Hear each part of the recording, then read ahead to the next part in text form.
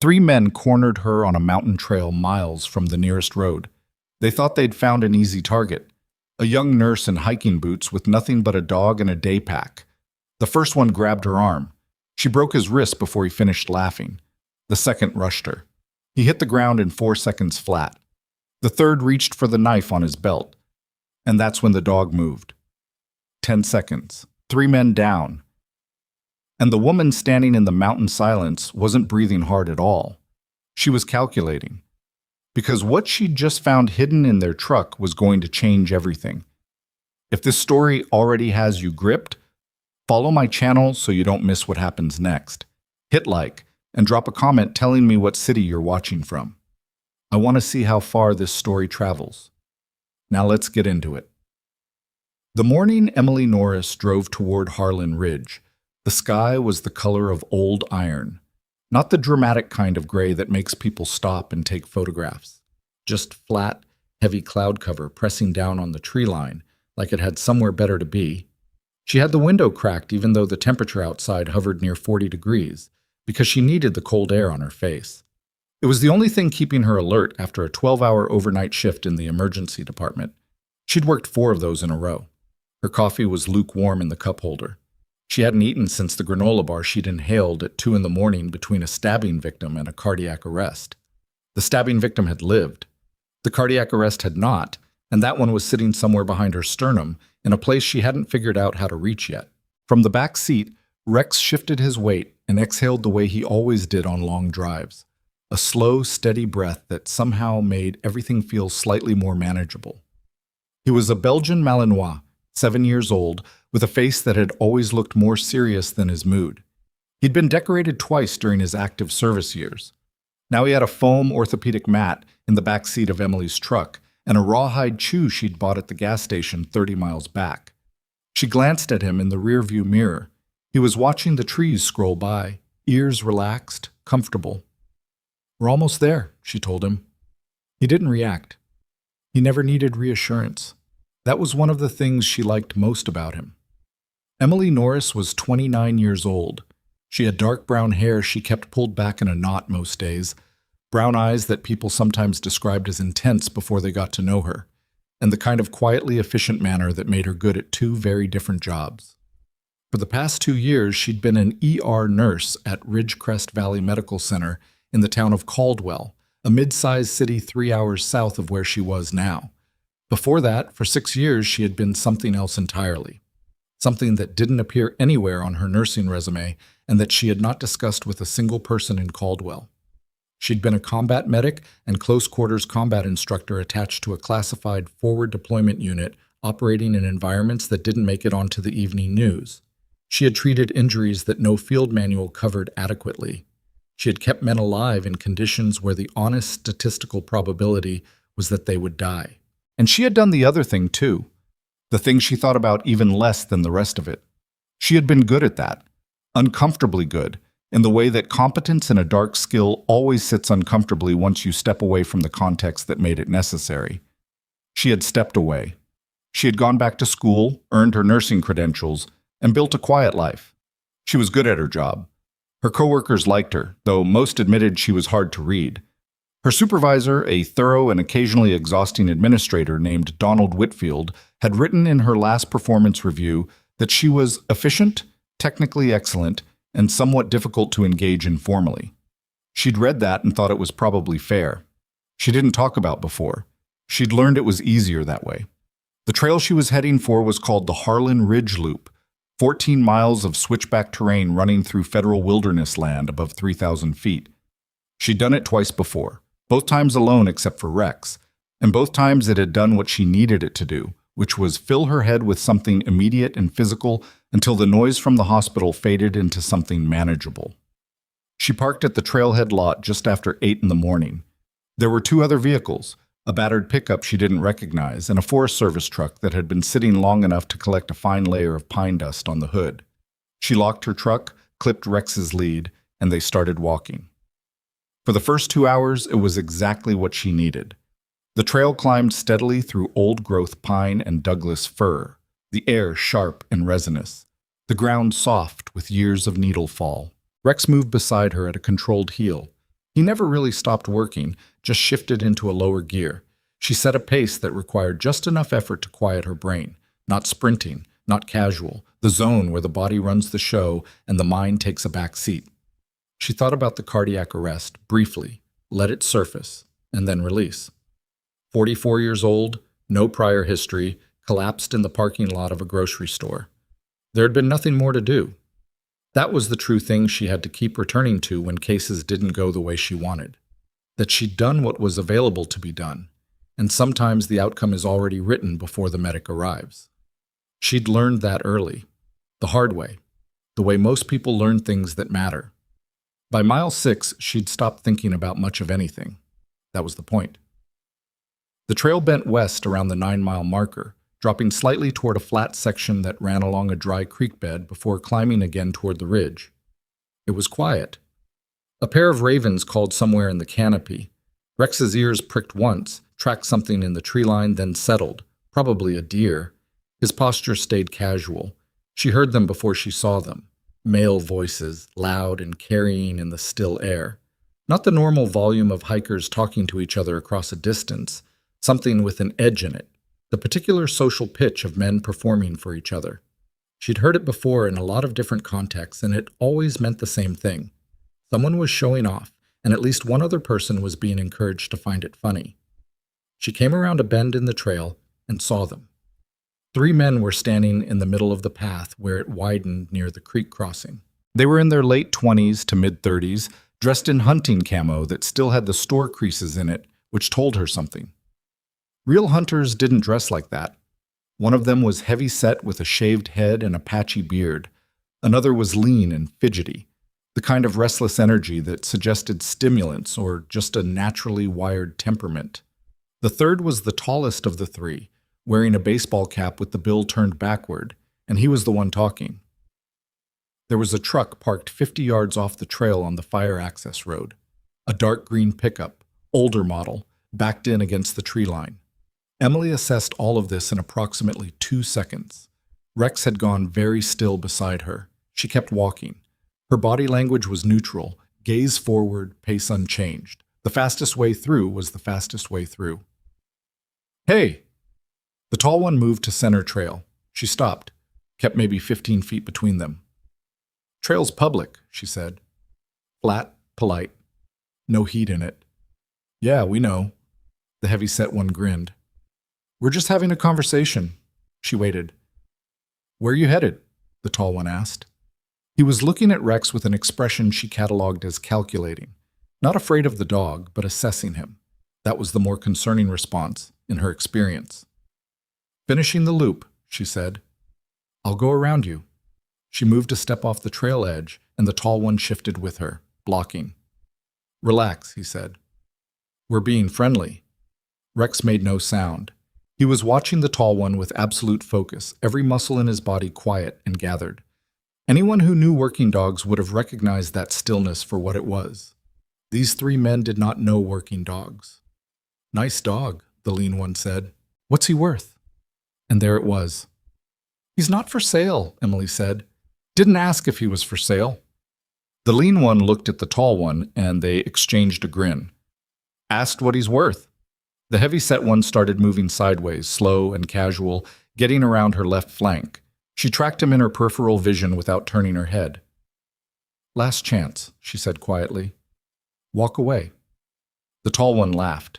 Not a small laugh, a full, delighted laugh. The kind that invites the other 2 to laugh with him. They did. "Last chance," he mimicked, falsetto. "Did she just—" "Walk away," she said again. Same tone. Not angry, not afraid, just informational. The tall one reached for Rex's leash. What happened in the next 11 seconds was not dramatic in the way people imagined violence to be dramatic. There was no telegraphing, no wind-up, no trading of words. Emily moved. That was the simple version of it. She moved, and she was precise, and she was fast in the specific way that training at that level produces. Not athletic fast, but efficient fast, where every motion does exactly what it needs to do and nothing is wasted. The tall one's wrist broke at the point of contact. He went down on one knee, making a sound between a bark and a gasp. The lean one rushed her from the right. She was already turning. Elbow strike, hip rotation, takedown. He hit the dirt path face first and stayed there, consciousness departing without fanfare. The heavy-set one had his hand inside his jacket. She gave him 1 second to make a decision. He didn't make the right one. Rex was already moving on her command. A single syllable, barely audible. And 85 pounds of Belgian Malinois hit the heavy-set man's forearm before the gun cleared the holster. The man went down hard. Rex held the grip. The gun skittered into the pine needles off the trail edge. 11 seconds. Emily was breathing normally. Her hands were steady. She stood in the middle of the trail and looked at the 3 men on the ground and felt the particular hollow stillness she always felt in the aftermath. Not satisfaction, not discomfort, just a kind of functional quiet. Rex, aus? Release command German, the way he'd been trained. He released and came back to heel immediately, sitting at her left side. He was barely panting. She pulled the restraint from her pack. She carried zip ties on hikes, which her coworkers would have found strange and she'd never bothered to explain, and secured the lean one first because he was starting to stir, then moved to the heavy-set one, then the tall one who was still cradling his wrist and making a lot of noise about it. "You broke my wrist," the tall one said, like this was a thing she might have forgotten. "I know," she said. "Stop moving it." "Who the hell are you?" "Someone you should have walked away from." She finished securing his wrist behind his back, checked his pockets, found a folding knife, a burner phone, and a key fob for the green pickup on the fire road. She looked at the truck.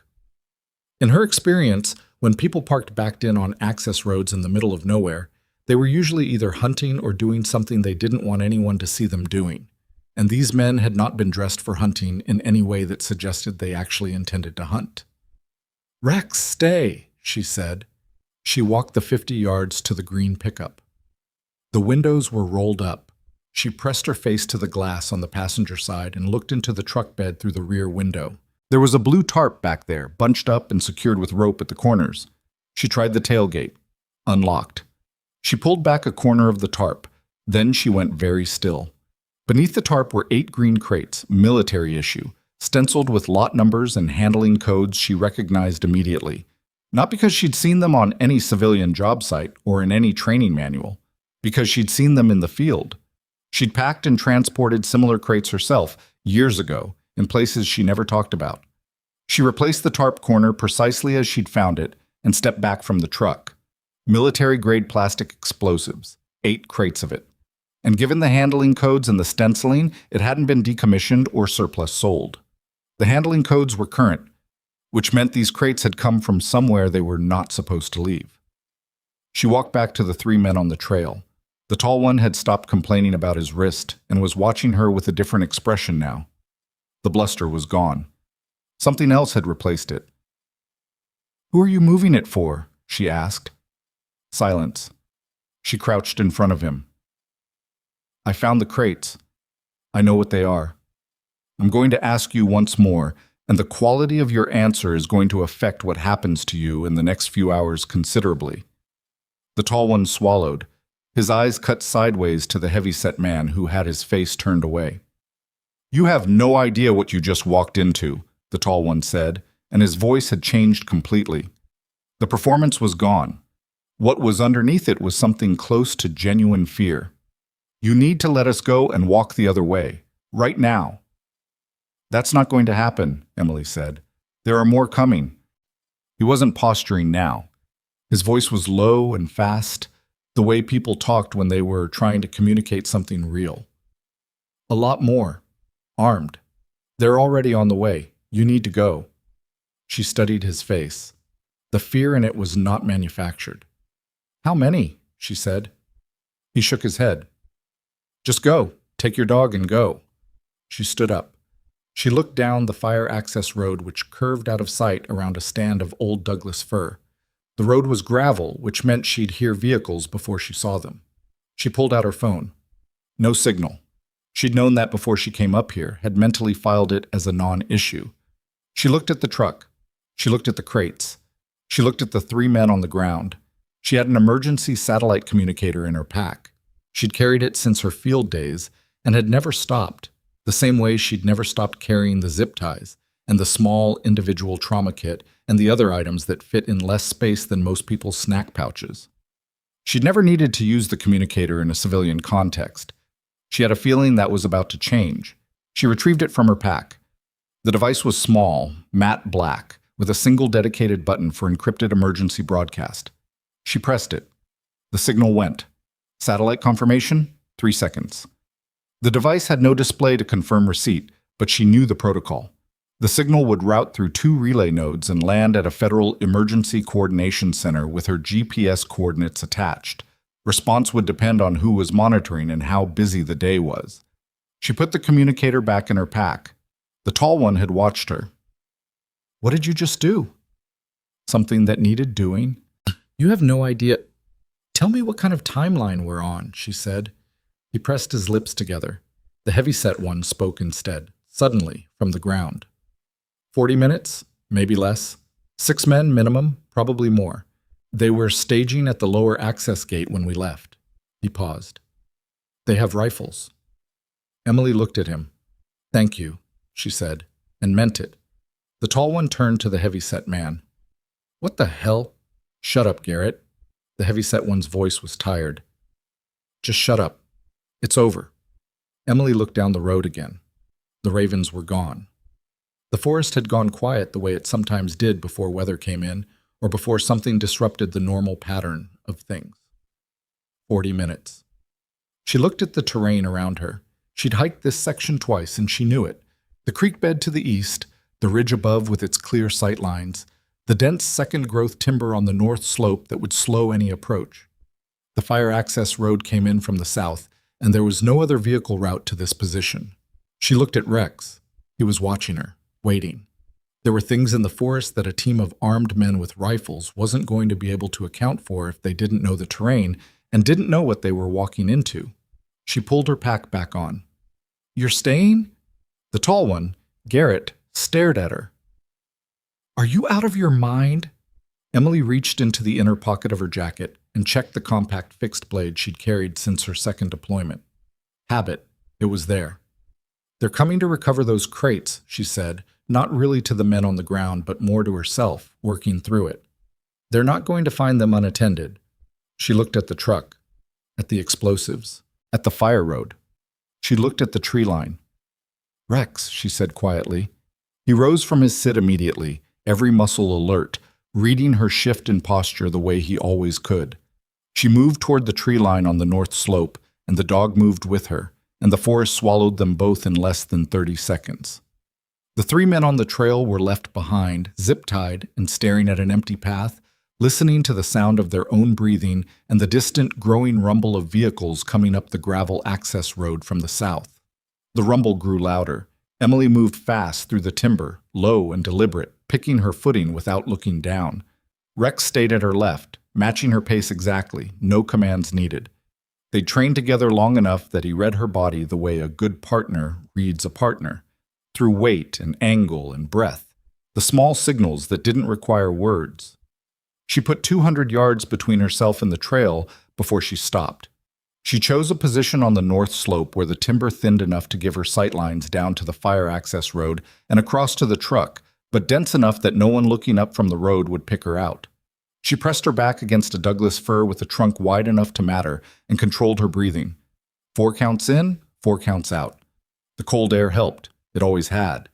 Rex sat at her heel. His ears were rotating, cataloging sounds. She watched his body for information. 2 vehicles. She could tell by the engine noise.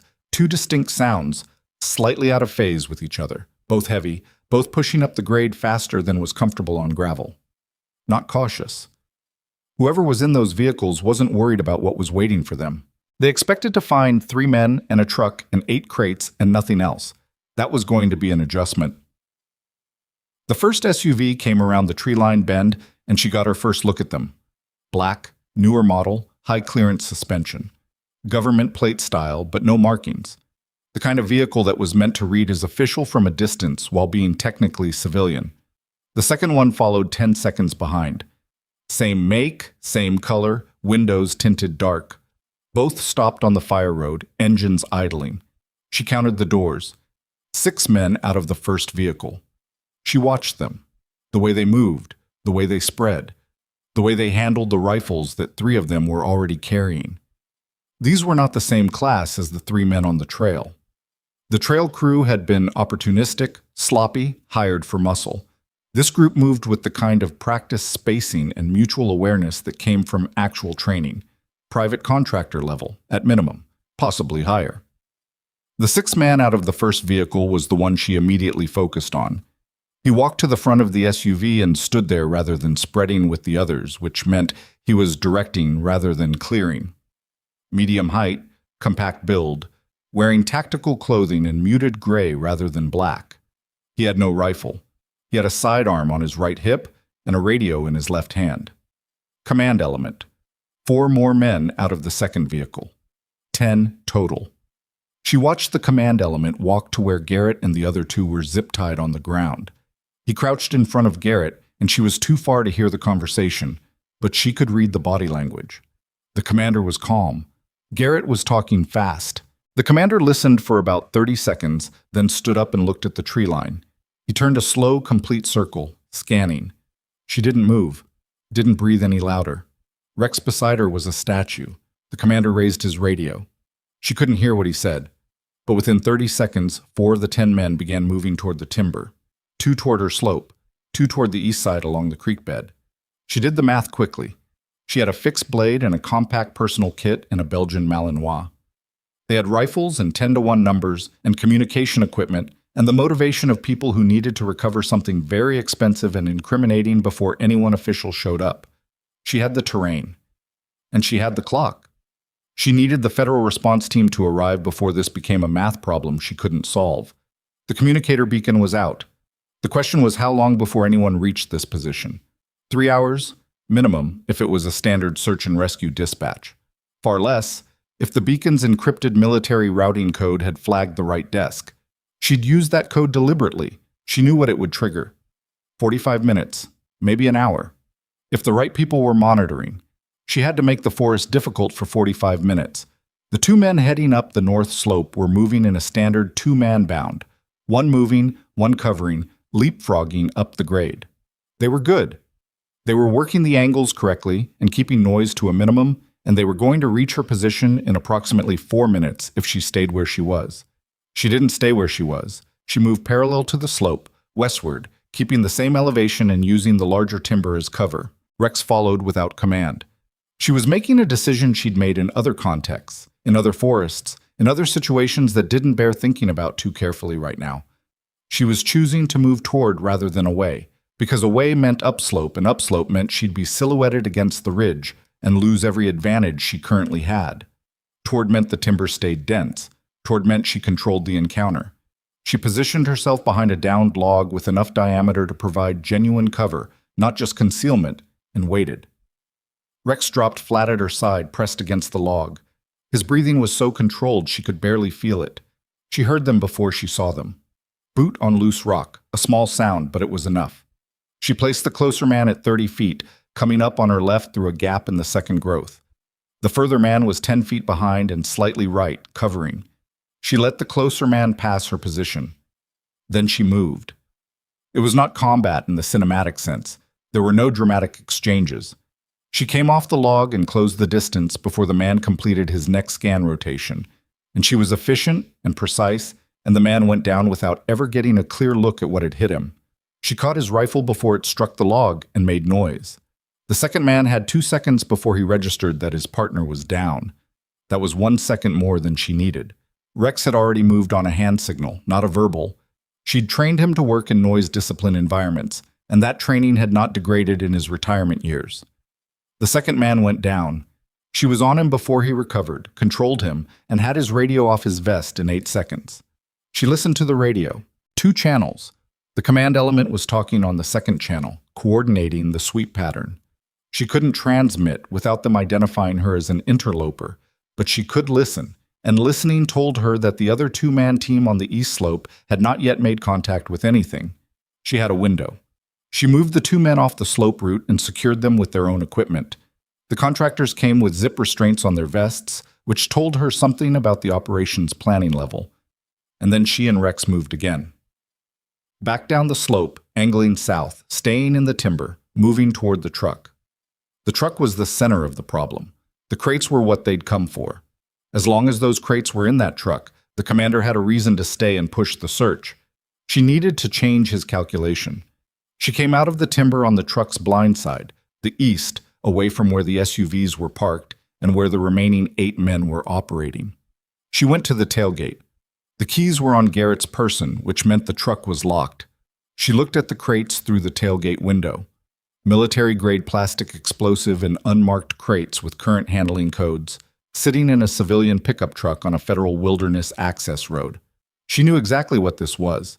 She'd seen procurement fraud before, in environments where the oversight was thin and the money was significant, and the people involved believed they were operating in a space where consequences didn't apply to them. Someone had moved these crates out of a secured military facility. Someone with access. The 3 men on the trail were the delivery end of a chain that started somewhere with a badge and a clearance level. The commander and his team were the insurance policy, the cleanup crew dispatched to make sure the crates either completed their intended journey or disappeared entirely, along with anyone who'd seen them. She needed these crates to stay exactly where they were until the response team arrived. She moved back into the timber. The radio on the commander's channel crackled. She heard him ask for a status check from Team 1, the 2 men she'd taken down on the north slope. Silence. He asked again. More silence. His voice shifted fractionally, a tightening in the cadence that a person who'd worked at command level would recognize. He knew something was wrong. He called Team 2, the east slope pair. They answered. They were still working the creek bed, nothing to report. He said something she didn't catch, and then the radio on the team frequency went quiet, which meant he'd switched to a private channel. She looked at Rex. He was watching the trees toward where Team 2 was working the creek, ears up, muscles loose and ready. She thought about the math again. She'd taken 2 of 10. 8 remained, including the commander, and the commander had just realized his sweep team wasn't checking in, which meant he was about to consolidate rather than spread. Pull everyone back to the truck, secure the asset, and wait to understand what he was dealing with. That was the tactically sound response. She would have done the same. Consolidated meant 8 men around one truck in an open fire road clearing. That was a problem she couldn't solve directly. She needed them not to consolidate. She needed them uncertain and spread out and focused on the wrong things. She looked at the terrain above the access road, where the ridge broke and the rock face came down in a series of natural shelves. She'd noticed those shelves when she'd done this trail before. Good place to watch the valley from. Exposed. The kind of feature your eye went to automatically. She needed their eyes to go there. She picked up a rock. She threw it upslope, away from her position, into the timber above the ridge shelf. It cracked through branches and skipped off a rock face loud enough to carry in the forest quiet. On the radio, Team 2 stopped moving. She heard one of them say something short and sharp, and then the channel went quiet as they also switched frequency.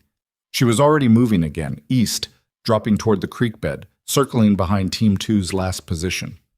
Rex tracked with her, feet finding the quiet ground between the rocks, without instruction. She heard Team 2 before she reached them, 2 men who had stopped moving and were watching the ridge above, rifles raised, waiting for whatever had made the noise to show itself. Their backs were to the creek. Their backs were to her. She assessed the gap, the angles, the footing. She chose the closer man first because he was the one with the radio. 30 seconds later, Team 2 was no longer a factor. She stood in the creek bed with 4 of 10 accounted for and 8 seconds of radio silence before the commander tried his check-in again. When nobody answered from either team, she heard his voice change completely on the open channel. A short, clipped transmission that was more command than communication, and then the sound of boots on gravel as the remaining 6 men moved from spread positions back toward the truck. She'd expected that. She was already repositioning. The timber on the south side of the clearing was thinner, younger growth, less cover, but she didn't need cover for what she was doing next. She needed the angle. She moved to the edge of the tree line, still in shadow, and watched the 6 men consolidate around the pickup truck and the 2 black SUVs. The commander stood in the center of the group. He was talking, low and fast, and she watched the body language of the men around him shift from search posture to defensive posture. They were oriented outward now, watching the timber from the truck's position. Alert, weapons up, looking for contact. He turned again, that same slow scan he'd done before. His eyes swept the south tree line. She was still. Rex was still. He didn't find her, but he was good. And she knew he was good.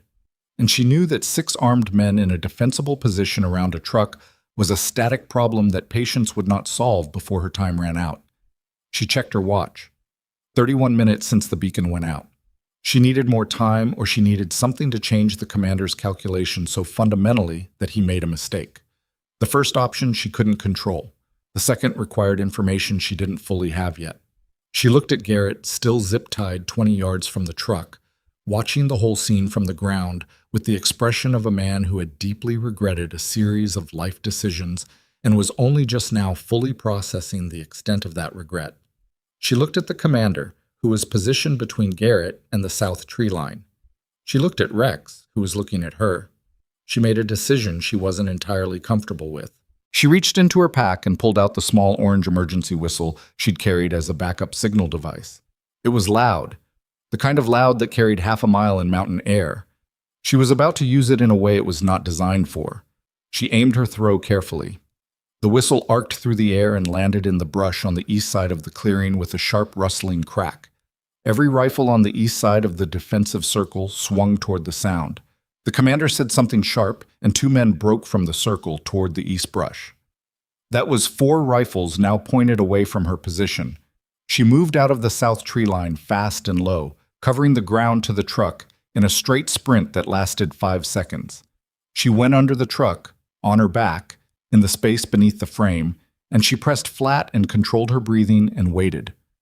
Above her, she could hear boots on gravel as the 2 men who'd gone east came back reporting nothing. The commander's voice, tight and clipped, running another frequency check on the missing teams. No answer. She heard his boots 6 feet from where she was lying. Rex had gone to ground in the tree line, 3 hand signals back, holding a stay she knew he'd hold until she released him or until the situation changed in a way that required him to make an independent decision. He'd been trained for exactly that. She trusted it completely. The commander stopped walking. She could see his boots from under the truck. He stood still for a long moment. Then she heard it. Distant at first. The mechanical rhythm of rotors. 1 aircraft, then 2. Coming in fast from the south. The sound that changed everything. The commander heard it too. She heard him say one word, quiet and flat, the way people spoke when they understood that something was finished. The word was, move. And that was when the armored vehicles hit the access road. She heard the gate blow before she saw anything. A single sharp crack, metal on metal, the sound of a vehicle hitting the lower access barrier at speed without slowing down. Then the gravel roar of multiple heavy vehicles pushing up the grade fast, not the tentative approach of people who weren't sure what they were driving into, but the committed momentum of people who knew exactly what was here and had come prepared for it. The commander shouted something. Around the truck, she heard the remaining 6 men moving, boots on gravel, the scrape of equipment. She stayed under the truck. Rex was in the tree line. She'd given him the hold signal. She trusted it. The first armored vehicle came around the bend in the access road, and she saw it from underneath the truck chassis. Heavy tires, blacked-out rims, the undercarriage profile of a vehicle built to take hits. It stopped 40 yards short of the pickup, and the doors opened and boots hit the ground moving. And these were not the same kind of boots as the commander's men. These were Federal tactical. She could tell by the cadence, the spacing, the particular way they fanned without anyone calling out commands, because they drilled the spacing until it was automatic. A second vehicle behind the first. A third behind that. She counted feet from her position under the truck. 12, 14, more. She stopped counting and focused on reading the tactical geometry instead.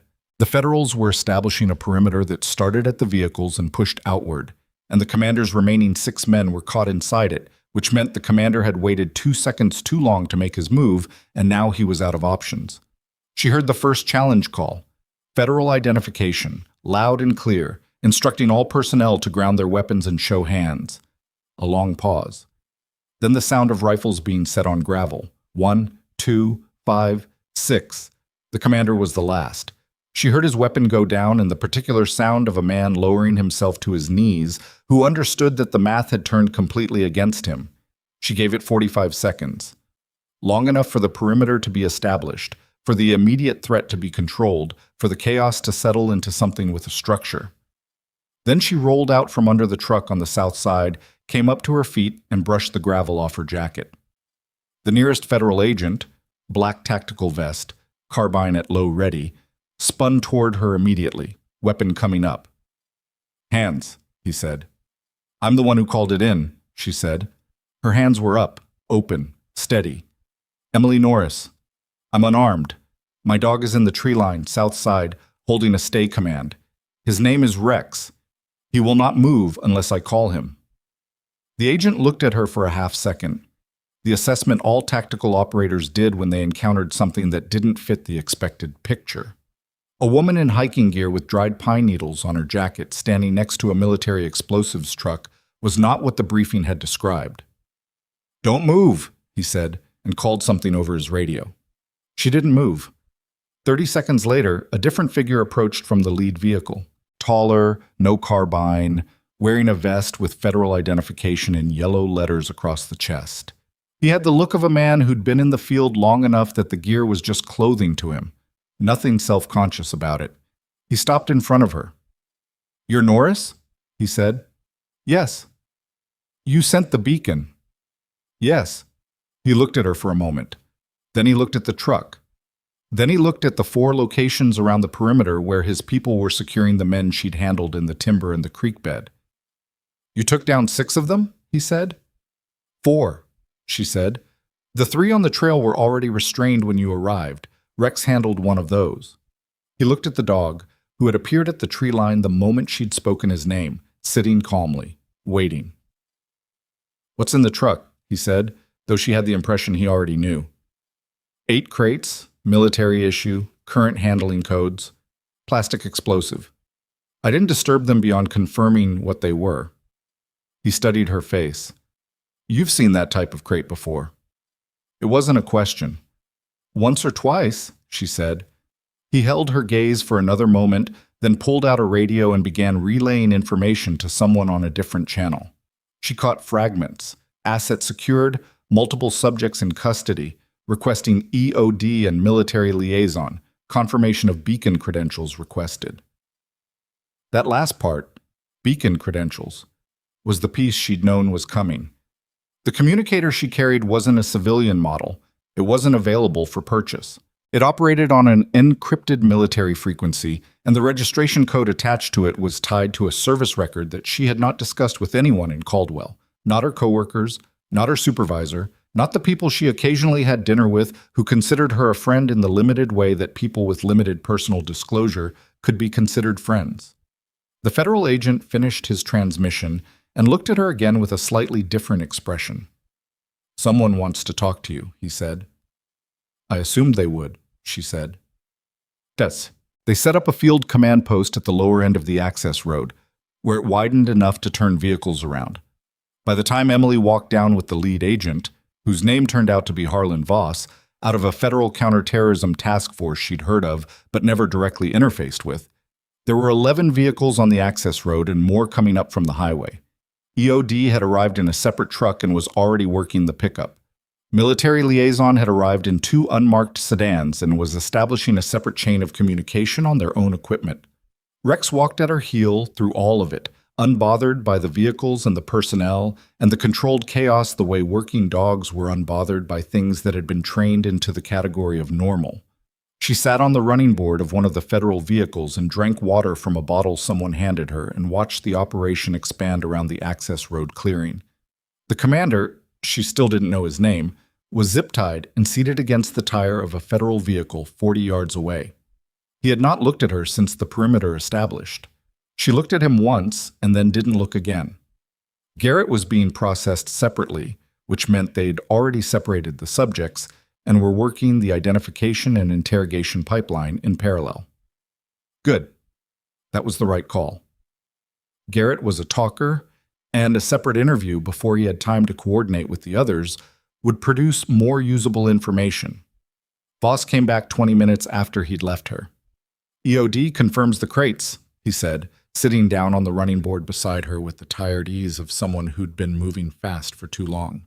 14 units of military-grade C4, 2 units of what they're calling an experimental compound that nobody's explaining to me yet. All of it with current military lot numbers. Stolen from a facility, she said. That would be the working theory, yes. He looked at her sidelong. You ID'd the handling codes immediately. The format's distinctive if you've worked with it. Where did you work with it? She looked at him. I think you probably already know the answer to that. He was quiet for a moment. The beacon registration pulled a file. Most of it is classified above my clearance level, which is not a small clearance level. He paused. The parts I could see were informative. I'm a nurse, she said. ER at Ridgecrest Valley Medical Center in Caldwell. That's what I am now. Yes, he said. That's in the file too. He didn't say it with any skepticism. He said it the way someone acknowledged a true fact. The parts of your file I could access, the parts that weren't blacked out, listed a number of operational qualifications and a commendation citation that I'd only seen once before on someone who was considerably more senior than 29 years old. She didn't respond to that. I'm not asking you to open the file, he said. I'm trying to understand what I'm dealing with, because in about 40 minutes I'm going to have to brief someone significantly above my pay grade on what happened on this mountain today. And the most honest version of that briefing includes the fact that one person and a retired military dog neutralized 6 armed private contractors and secured a stolen military explosives cache. He paused. I'd like to have some framework for that. The framework is that I went for a hike, she said. I encountered an assault in progress, responded to it, discovered evidence of a serious federal crime, and activated an emergency beacon. Everything after that was trained response to conditions as they developed. Voss looked at her for a long moment. That's a very compact description of what happened. It covers the material facts. He almost smiled. It does, he agreed. He got up and went back to managing his operation. She sat on the running board and Rex put his head on her knee, which he rarely did. She put her hand on his head and felt the solidity of him there, and breathed. She was cold, she realized. The adrenaline had been managing the temperature for the last 2 hours, and now that the immediate problem was resolved, her body was submitting an accounting of what the morning had cost. Her hands were steady. They were always steady. But the rest of her was registering the cold and the hunger and the particular deep tiredness that came after this kind of sustained focus. She needed food. She needed somewhere warm. She needed eventually to drive 3 hours back to Caldwell and sleep for 10 hours before her next shift. She was not going to get any of those things for a while yet. A figure came down the access road from the upper clearing. Not one of the federal tactical agents. Different bearing, different uniform. Military. She tracked him as he approached Voss and spoke to him, and Voss turned and pointed at her. The figure changed course and came toward her. He was a colonel. She read the rank insignia automatically, the way she always did with military personnel. And he was perhaps 55, lean, with the particular weathered quality of someone who had spent a significant portion of their career outdoors in difficult conditions. He walked like someone who had once been in very good shape and had maintained most of it. He stopped in front of her. He looked at her for a long moment. Staff Sergeant Norris, he said. She hadn't heard that rank used in 2 years. I'm a nurse, she said. I go by Emily. I know what you go by now, he said. He had a measured, quiet way of speaking that she recognized. The cadence of people who had learned to communicate precisely in environments where imprecision had consequences. I was briefed on your separation. I wasn't briefed on your posting to Caldwell. It wasn't a posting, she said. It was a personal decision. He nodded once, looked at Rex. That's Vega. Rex's ears moved slightly at the name. He goes by Rex, she said. I know. He was in your separation documentation. He paused. You formally adopted him. When his handler... She stopped, started again. When his previous handler was no longer able to care for him. Yes. The colonel was quiet for a moment. When he spoke again, his voice was slightly different. The formal layer thinned a little. His previous handler was a good man. Yes, she said. He was. They stood with that for a moment, which was the right amount of time to stand with it. There are going to be questions, he said. Not from me, from people above me. The material in that truck is connected to an ongoing investigation that's been running for 8 months. Military procurement fraud, weapons diversion, a supply chain that goes several levels higher than those crates. He looked at the upper clearing where the EOD team was working. What you found today, what you secured today, is material evidence in a case that has been, to put it professionally, extremely difficult to build. She looked at him. How high does it go? He met her eyes. High enough that the people involved believed they were untouchable. She thought about the handling codes, the current lot numbers, the fact that someone with facility access and clearance had moved 16 units of military explosives onto a civilian truck on a wilderness access road. They're going to know the crates were recovered, she said. They already know. The commander's team had a check-in protocol. When the check-in didn't happen, whoever is at the top of this chain will understand that something went wrong. He paused. Which means the next 72 hours are going to be significant. She thought about Caldwell, about Ridgecrest Valley Medical Center, about her apartment and her shift schedule, and the quiet life she had built that she had worked hard to build and that she did not want disrupted. She looked at Rex. Am I going to be able to go home? She said. The colonel looked at her steadily. I think you're going to be asked to stay on site tonight, for the debrief. After that, he paused, and something in his expression shifted, something careful. After that, I think there are going to be some conversations about your situation that you may not have anticipated when you came up here this morning. She felt the particular weight of that sentence, the way it contained several things at once. I came up here for a hike, she said. I know, he said, and she heard in his voice something she hadn't expected, something that was close to apology. I'm sorry that it became something else. She looked up at the ridge. The clouds had shifted while she was under the truck, and a strip of weak winter sun was coming through, painting the rock face above the tree line in pale gold. Rex pressed his head against her knee again. She reached down and put her hand on his neck. Somewhere up the access road, she heard a federal agent calling out a confirmation number for the crates, his voice businesslike and carrying in the mountain cold. She heard the EOD team responding. She heard the ordinary sounds of an operation doing what operations did, documenting, securing, processing, working the problem forward. She thought about the cardiac arrest patient from 2 nights ago, 44 years old, no prior history. She thought about the way the morning had started, the cold air through the window, the lukewarm coffee, Rex's steady breathing from the back seat. She thought about what the colonel had said, conversations you may not have anticipated. She didn't ask him what he meant. She already had a reasonable idea, and she wasn't ready to have that conversation yet. Not on a gravel access road in the cold, with pine needles still in her hair, and her hands smelling like mountain air and the specific residue of a morning she hadn't planned for. She'd handle it when it came. She always did.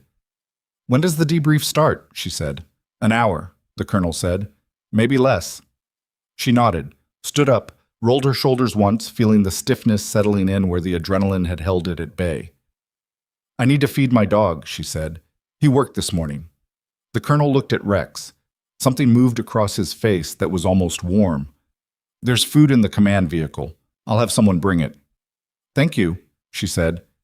He turned to go, then stopped, half turned back. Norris, he said. She looked at him. What you did up here today?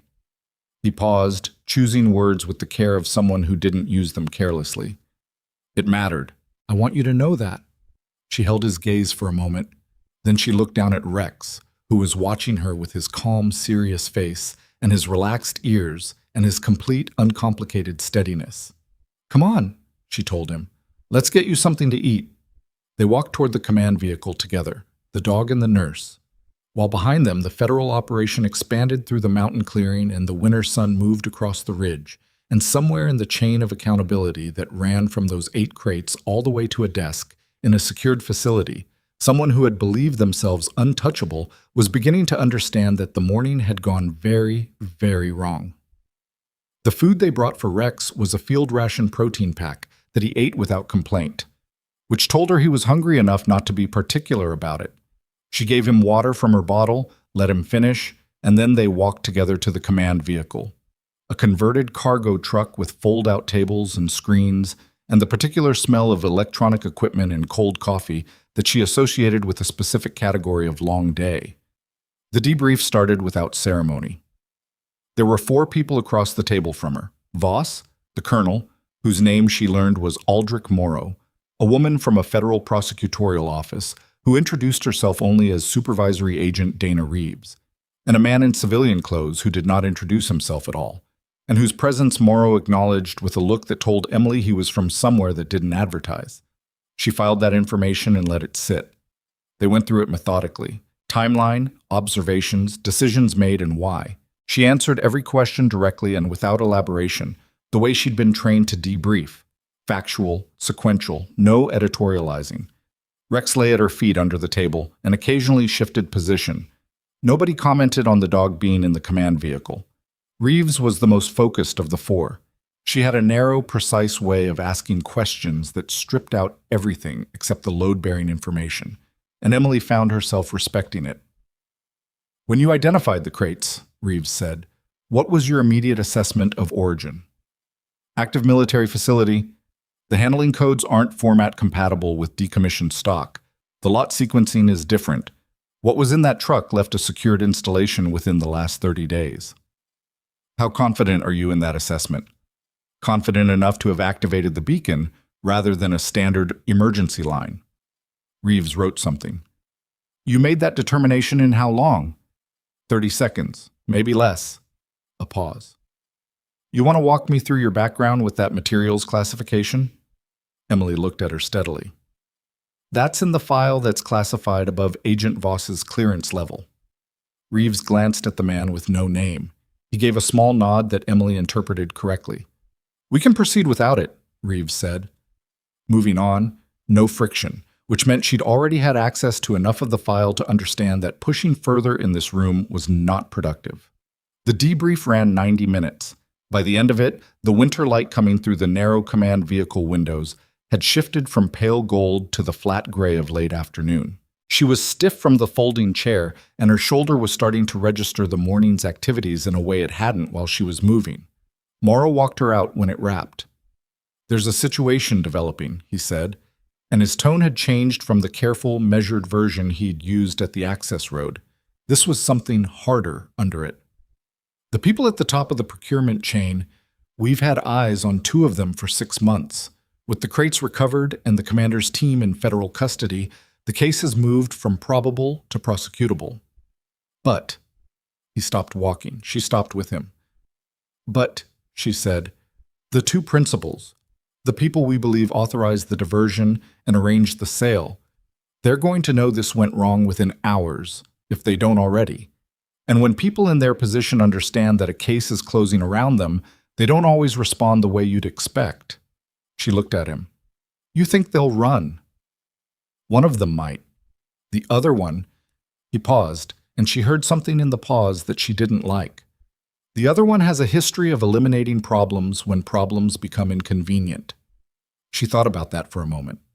Thought about the fact that the commander's team had check-in protocols, which meant whoever sent them would have known within the hour that the operation had failed. Thought about the fact that her name was now attached to a federal evidence chain. Thought about Caldwell. "Is there a protective situation being arranged?" she said. "It's being discussed," Morrow said, which was not the same thing as yes. "I have a job," she said. "I have patients. I have a shift rotation." "I know." He said it with the weight of someone who understood what he was asking her to give up, even temporarily. "I'm asking you to be patient with the process tonight." She looked out at the access road where the operation had shifted from tactical to procedural. Vehicles being repositioned, evidence being logged, the long, careful work of building a case from the physical record.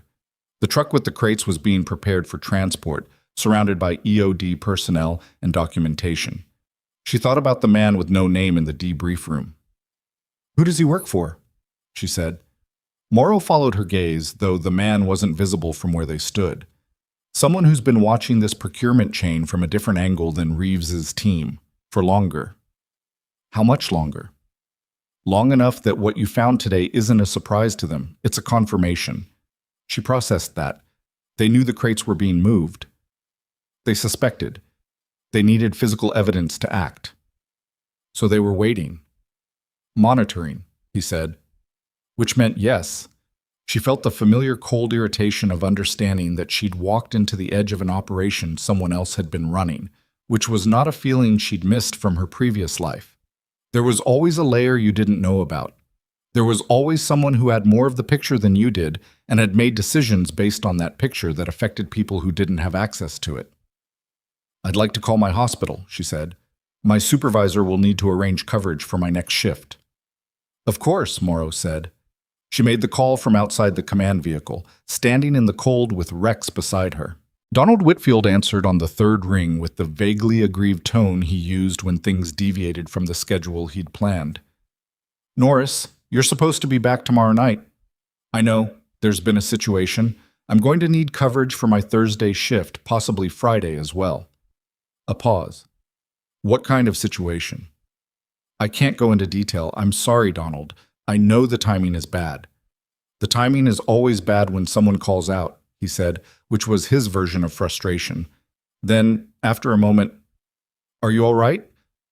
She hadn't expected the question. Whitfield was thorough and exacting and often difficult, but he wasn't unkind. She sometimes forgot that. "I'm fine," she said. "I just need a couple of days." "Take care of yourself," he said, in the same tone he used to remind staff about hand hygiene protocols. Automatic, reflexive, but genuine underneath. "We'll manage." She hung up and stood in the cold for a moment. Rex leaned his weight against her leg, which he did when he decided she needed it. She let him. The night came in fast, the way it did in the mountains in late season. By 6 o'clock, the access road was lit by field lights, and the temperature had dropped another 10 degrees, and Emily had been given a meal that was better than the field ration she'd given Rex, and a jacket from a federal supply cache because hers wasn't adequate for stationary mountain cold after dark. She was sitting on a folding chair outside the command vehicle, watching the operation wind through its procedural stages, when Reeves came and sat down across from her with 2 cups of coffee and the expression of someone who had more to say and had been waiting for the right time to say it. She took the coffee. It was hot, and she wrapped her hands around it. "The commander," Reeves said without preamble.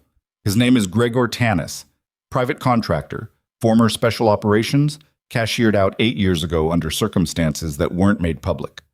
He's been operating in the private sector since security consulting on paper, something considerably less legitimate in practice."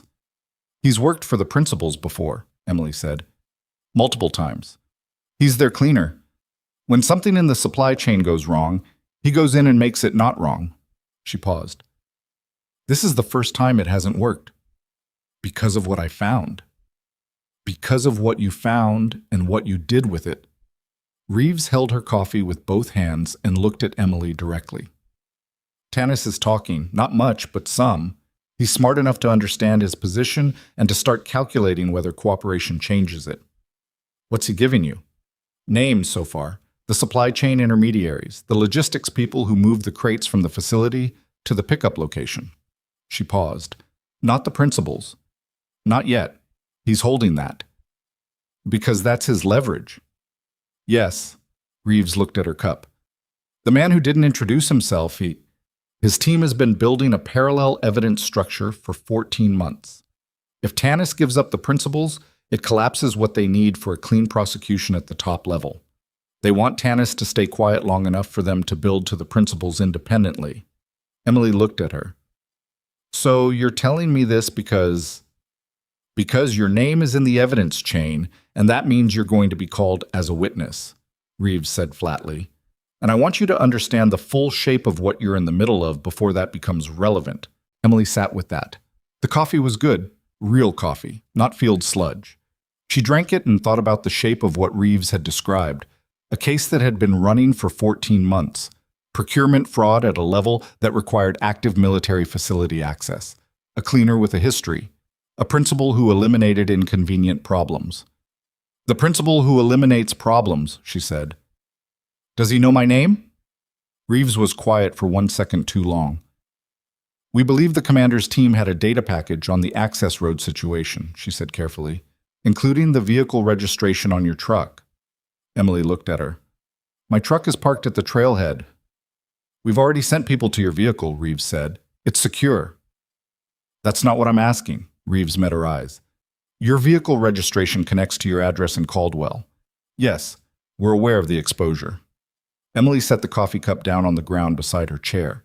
She looked at Rex, who was watching her with his ears slightly forward and his head tilted at the angle that meant he was reading her. How quickly can you move on the principle? She said. That depends on Tanis and on what the other team's timeline looks like. Reeves paused. It's not hours. It might not be days. Emily nodded slowly. She was doing math again, a different kind than the math she'd done in the forest, but the same fundamental operation. Variables, probabilities, the gap between what you could control and what you couldn't. In the forest, she'd had terrain and training and the clock. Here she had neither terrain nor clock, and the training she had was exactly the wrong kind for the particular problem in front of her. She couldn't outmaneuver a man she couldn't see, in a city she'd left unprotected while sitting in a federal command post on a mountain access road. I need to go back to Caldwell, she said. I'm not asking for permission. She said it without heat, just as information. I'm a civilian. I'm a witness. I'm willing to cooperate fully with the investigation and testify to everything I observed today. I'm also telling you that I'm going home. She paused. What protection resources can you provide in Caldwell while the prosecution timeline develops? Reeves looked at her for a moment, then she exhaled through her nose, the sound of someone recalibrating.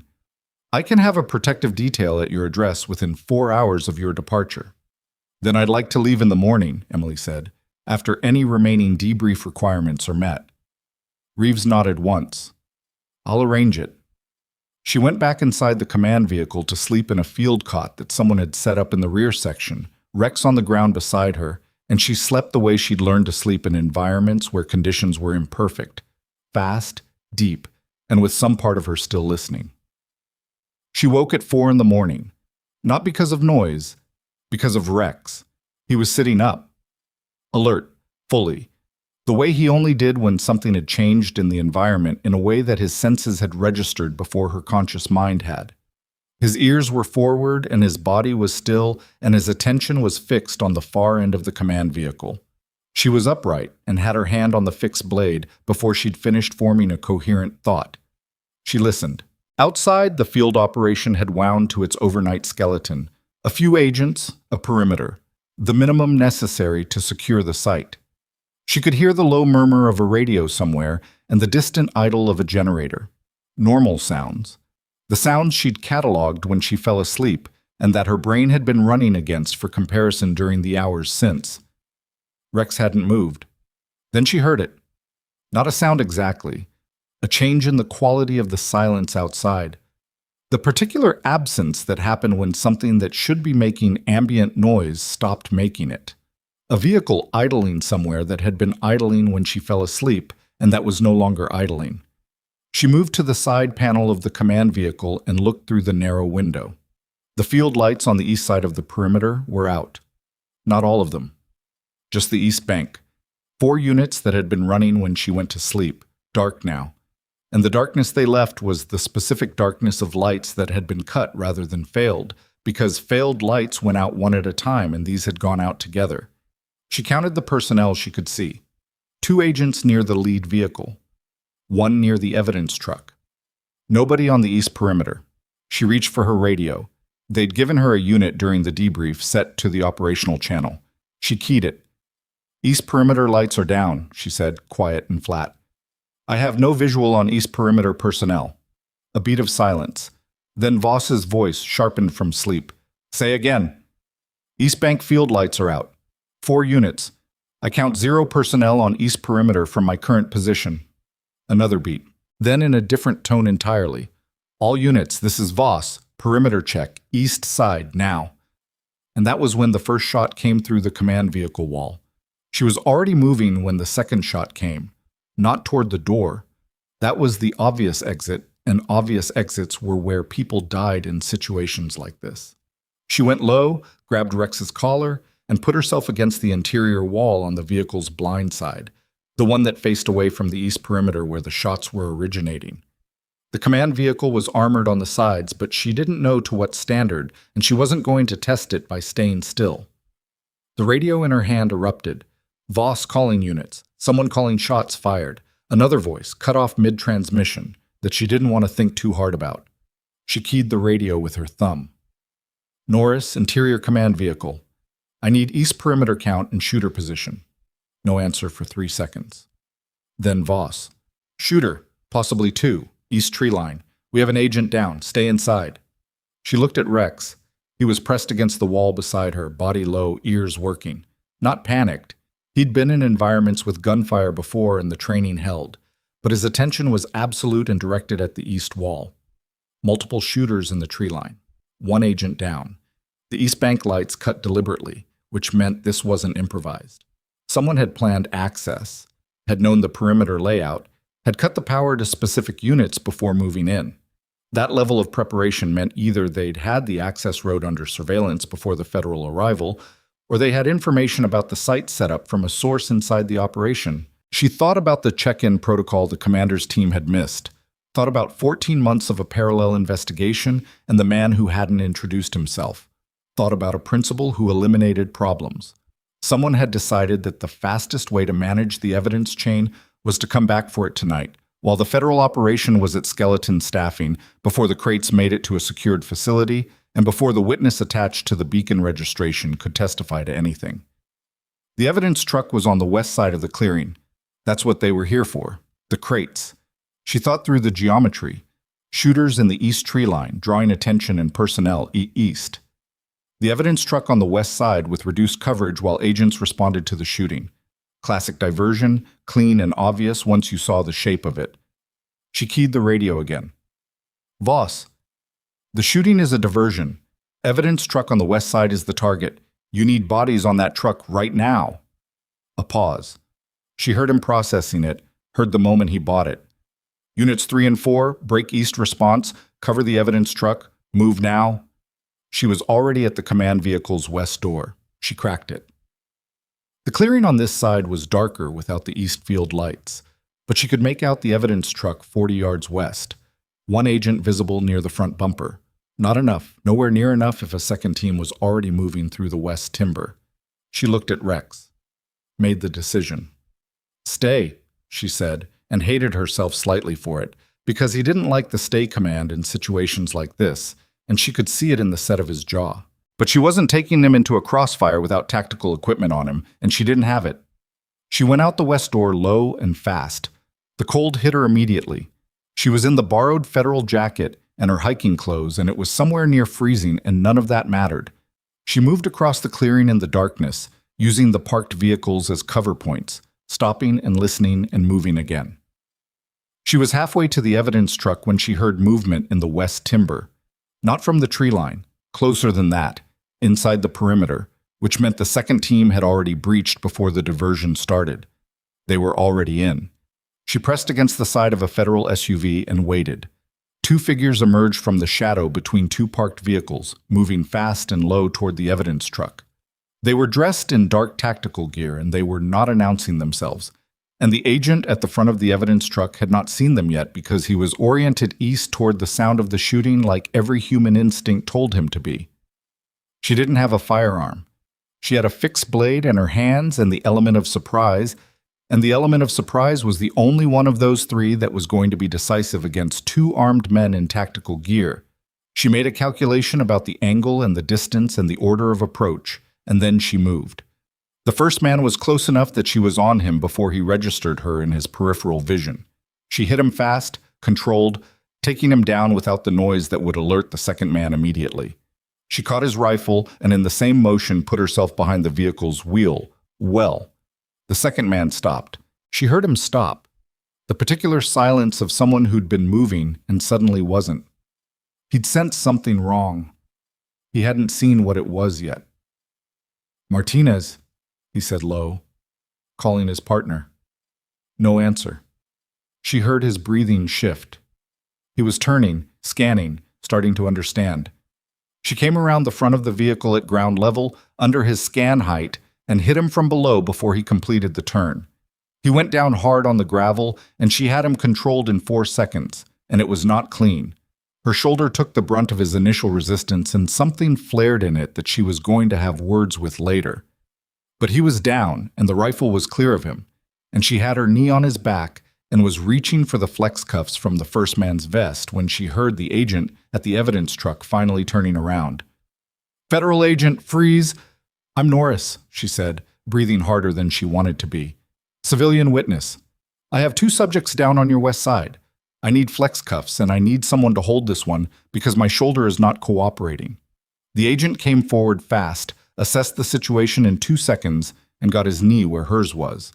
She straightened up and felt the shoulder complain loudly and ignored it. On the radio, the shooting from the east tree line had stopped. She heard Voss calling for status and getting answers now, multiple voices, the operational picture coming back together. She keyed her radio. "West perimeter breach, 2 subjects down and secured. Evidence truck is intact. Norris." Voss came back immediately. "Copy that. Are you injured?" She moved her shoulder experimentally. It worked. It hurt, but it worked. "Negative, shoulder. I'm fine." Like a pause, and she heard in it something she recognized. The particular quality of silence that happened when someone was reassessing a person they'd already assessed and finding that the second assessment didn't match the first. "Copy," Voss said, and his voice was different than it had been. "Good work." She walked back across the clearing toward the command vehicle. The field lights on the east bank came back on one at a time. Someone had found the cut and restored power. The clearing looked different with the lights back, ordinary in the way scenes always looked ordinary once the acute moment passed and you could see the whole frame of it. Rex was standing at the command vehicle door when she reached it. "I told you to stay," she said. He looked at her with his serious face and his unrepentant posture, and she put her hand briefly on his head and let it go. The rest of the night passed in the controlled chaos of a scene that had just doubled in complexity. 4 additional subjects in custody. 1 federal agent with a through-and-through on his left arm that was serious but not critical. She pulled medical supplies from her pack without being asked and stabilized him before the medic arrived, working fast and quiet, and nobody commented on the efficiency with which she did it because at this point they had all stopped being surprised by her. By dawn, the access road looked like a different kind of operation than it had the night before. More vehicles, a medical unit, 2 additional federal supervisors who'd driven through the night and who went directly into the command vehicle without speaking to anyone outside it. Morrow found her at 7 in the morning sitting on the running board again, drinking coffee that was finally good because someone had produced an actual maker from somewhere. Rex at her feet, eating a second protein pack with the same stoic focus he'd applied to the first. He sat down beside her and didn't say anything for a moment, just looked at the clearing and the vehicles and the particular organized exhaustion of a federal operation that had been through a complicated night. "The 2 subjects from the west perimeter," he said finally. "One of them is talking." She looked at him. "He's connected to the principal's direct operation, not a contractor, a direct employee."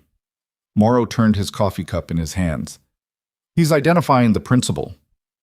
"Which means Tanis's leverage just evaporated," she said, "which means the case timeline just compressed significantly." He looked at her. "The principal's name is Warren Selby, Deputy Director of Logistics and Procurement, 3rd Regional Armament Command. He's been in that position for 11 years. She absorbed that. 11 years of access, 11 years of facility clearance and supply chain authority. Long enough to build a diversion operation so embedded in normal procedure that it took 14 months of parallel investigation to see the shape of it. "Is he in custody?" she said. "He will be within the hour," Morrow said. "Reeves's team moved at first light. They're executing the warrant now." She nodded, drank her coffee, looked out at the clearing. "My name is in his file," she said. Not a question. "Your name, your vehicle registration, your address in Caldwell." Morrow paused. "His team last night had a target package. You were on it." She'd known that since the moment the east lights went out. Hearing it confirmed was different from knowing it, the way confirmed things always settled differently than suspected ones. "Is it over?" she said. "The field operation is over. The legal process is just beginning." He looked at her carefully. "You're going to be called to testify. The timeline for that is months, not weeks.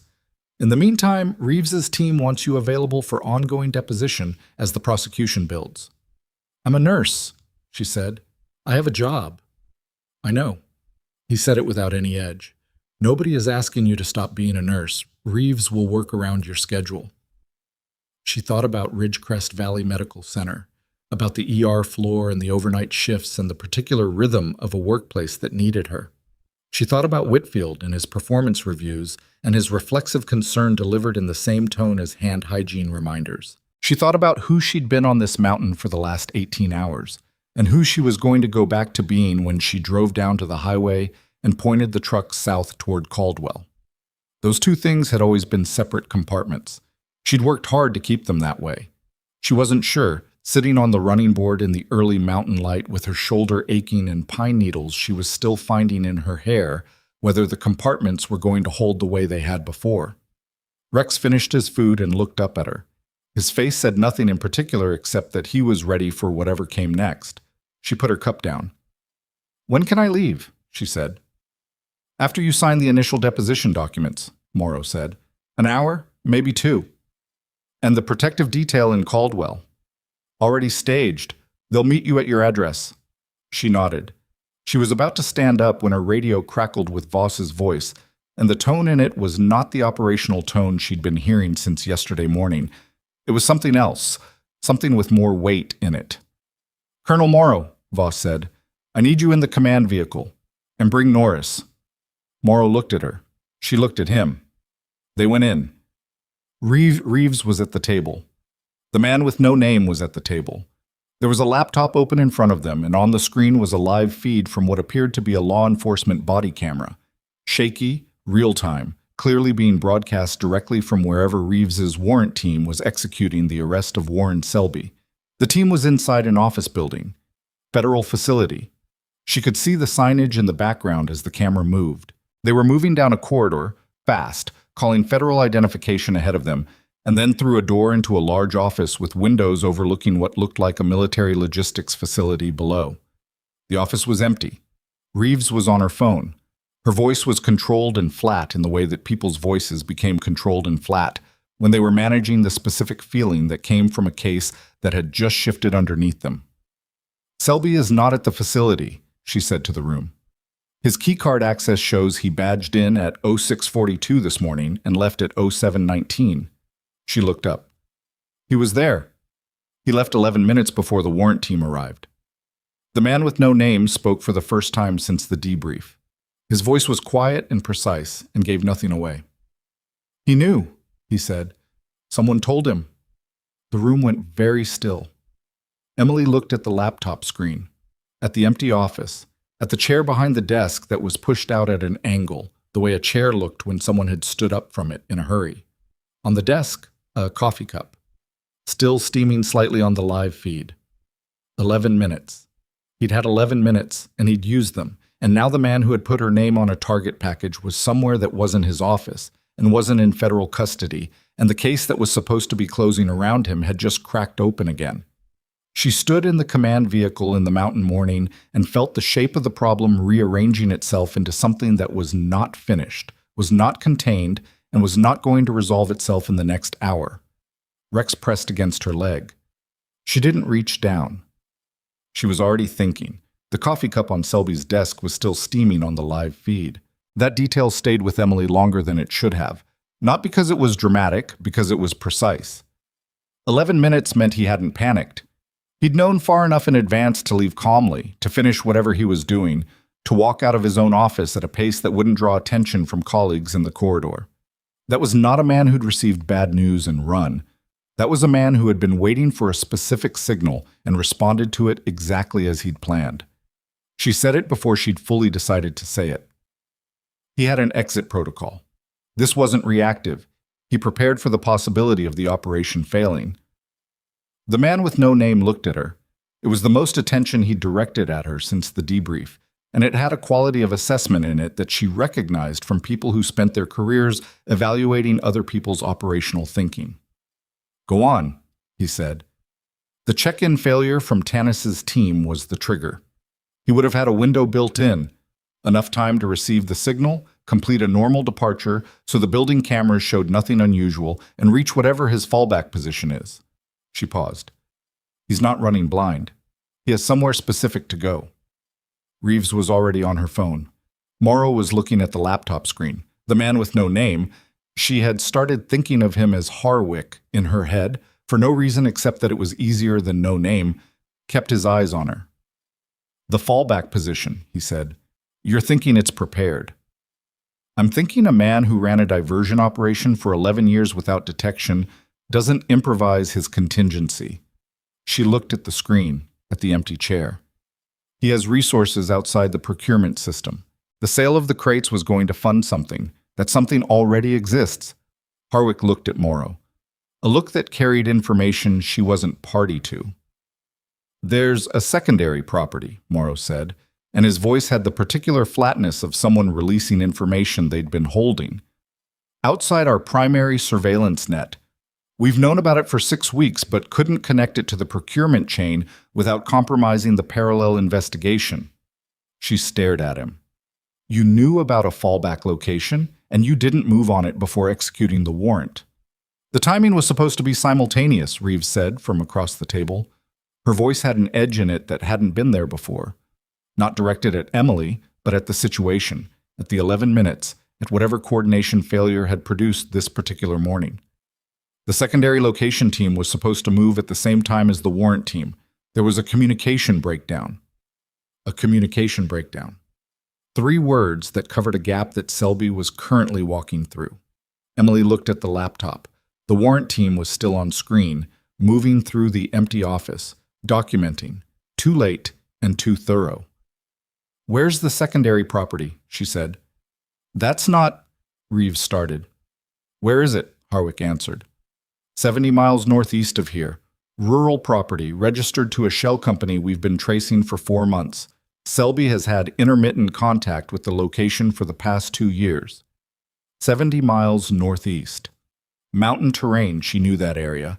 It was the same ridge system that Harlan Ridge belonged to, running northeast in a chain of federal wilderness and private inn holdings. Remote. Road access limited. The kind of property that was either a genuine wilderness retreat or exactly what it sounded like in this context. How long to get there, she said. By air, 20 minutes, Morrow said. We have a helicopter staged from last night. Then why are we still talking? The room was quiet for a moment. Reeves looked at her. You're a witness. You're not... I'm aware of what I am, Emily said. I'm also aware that you have a subject who knows my name and my address, who is currently not in custody, and who, based on last night's target package, has demonstrated a willingness to act on that information. She kept her voice level. I'm not suggesting I lead the arrest team. I'm suggesting that standing in a command vehicle 70 miles from the only active lead in this case is not a useful contribution to resolving my personal security situation. Another silence, shorter this time. Harwick said, She goes with the tactical unit, observer status. Reeves opened her mouth, closed it, looked at Morrow. Morrow looked at Emily for a long moment. You stay behind the tactical perimeter. You do not engage unless there is no other option. You are there because your operational read has been accurate twice in the last 18 hours, and I am not too proud to acknowledge that. Understood, she said. Rex stays here. She looked at him, thought about arguing, thought about the orthopedic mat in the back of her truck, and the fact that she'd already put him through more than his retired status warranted. Understood, she said again. She crouched down and put both hands on Rex's face, and he looked at her with his serious eyes and the specific patience of a dog who had done enough of this to know when he was being left behind for good reasons. Stay, she said. I'll come back. He sat. She straightened up and followed the tactical team out of the command vehicle into the cold morning. The helicopter was a federal unit, fast and loud, and they were in the air inside 8 minutes. Emily sat in the rear with 4 tactical agents and Harwick, who had produced a radio and a detailed topographic map of the northeastern property from somewhere in his civilian jacket, and was marking approach routes with a pen that had seen a lot of use. She looked at the map over his shoulder without asking. He angled it toward her without comment. The property was 11 acres of mixed timber and open meadow on a ridge spur, accessible by one gravel road from the south and one fire track from the east that dead-ended a quarter-mile short of the property boundary. One structure visible on the satellite overlay, a main building, substantial, 2 stories, built into the hillside so the lower level was partially below grade. A second smaller structure that read as a garage or outbuilding, connected to the main building by what looked like a covered walkway. Below grade lower level meant the building had depth that the aerial view didn't capture. That meant she couldn't fully trust the structural picture. That was important. "What's the surveillance age on this overlay?" she said. Harwick looked at the timestamp. 43 days.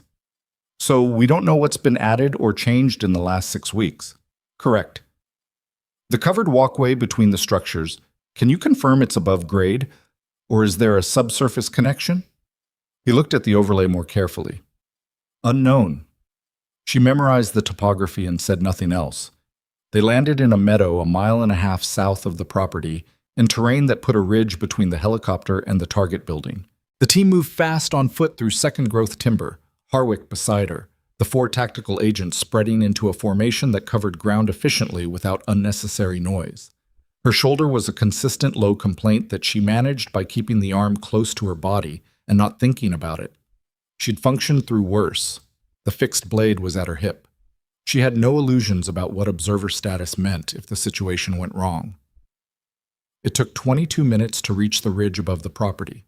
From the ridge, she could see the main building clearly. Wood and stone construction, larger than it read on the overlay, with a stone chimney that was putting out smoke. Someone was home. The garage structure was closed, doors down, and she could see fresh tire tracks in the frost on the gravel road leading to it, overlaid on older tracks in a pattern that said the vehicle that made them had arrived recently. He was here. The tactical team lead, a compact woman named Driscoll, who communicated primarily in hand signals and monosyllables, and who Emily had assessed as genuinely capable within 30 seconds of meeting her, studied the property through binoculars for 4 minutes before lowering them. "One vehicle recently arrived," Driscoll said quietly. "Smoke indicates occupancy, probably single subject given the intel. 2 visible entry points on the structure. Front door south face, secondary door east face near the walkway connection." She paused. "The below-grade level is the variable. I want 2 on the east, 2 on the south, and I want that garage confirmed before we move on the main structure," Harwick said. Not loudly, not dramatically, just with the precision of someone who'd made enough of these decisions to have stripped all the weight out of the delivery. Driscoll nodded and gave hand signals to her team. Emily stayed on the ridge. She watched the approach through the cold morning air, tracking each agent's movement down the slope toward the structure, reading the angles and the timing. The smoke from the chimney was steady. No movement in the windows she could see from her position. Driscoll's team reached the garage first.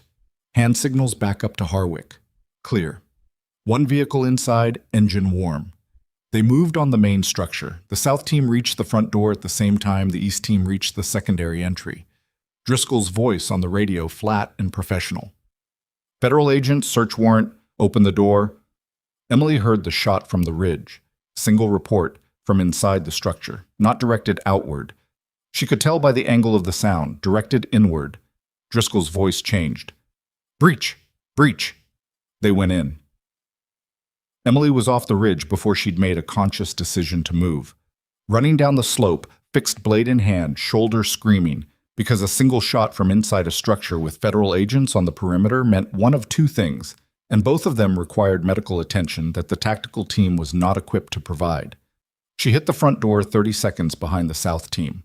Inside, a main room, open layout, stone fireplace with the active fire that had been making the chimney smoke, furniture, a table with a laptop that was open and running, 2 empty coffee cups that were both cold.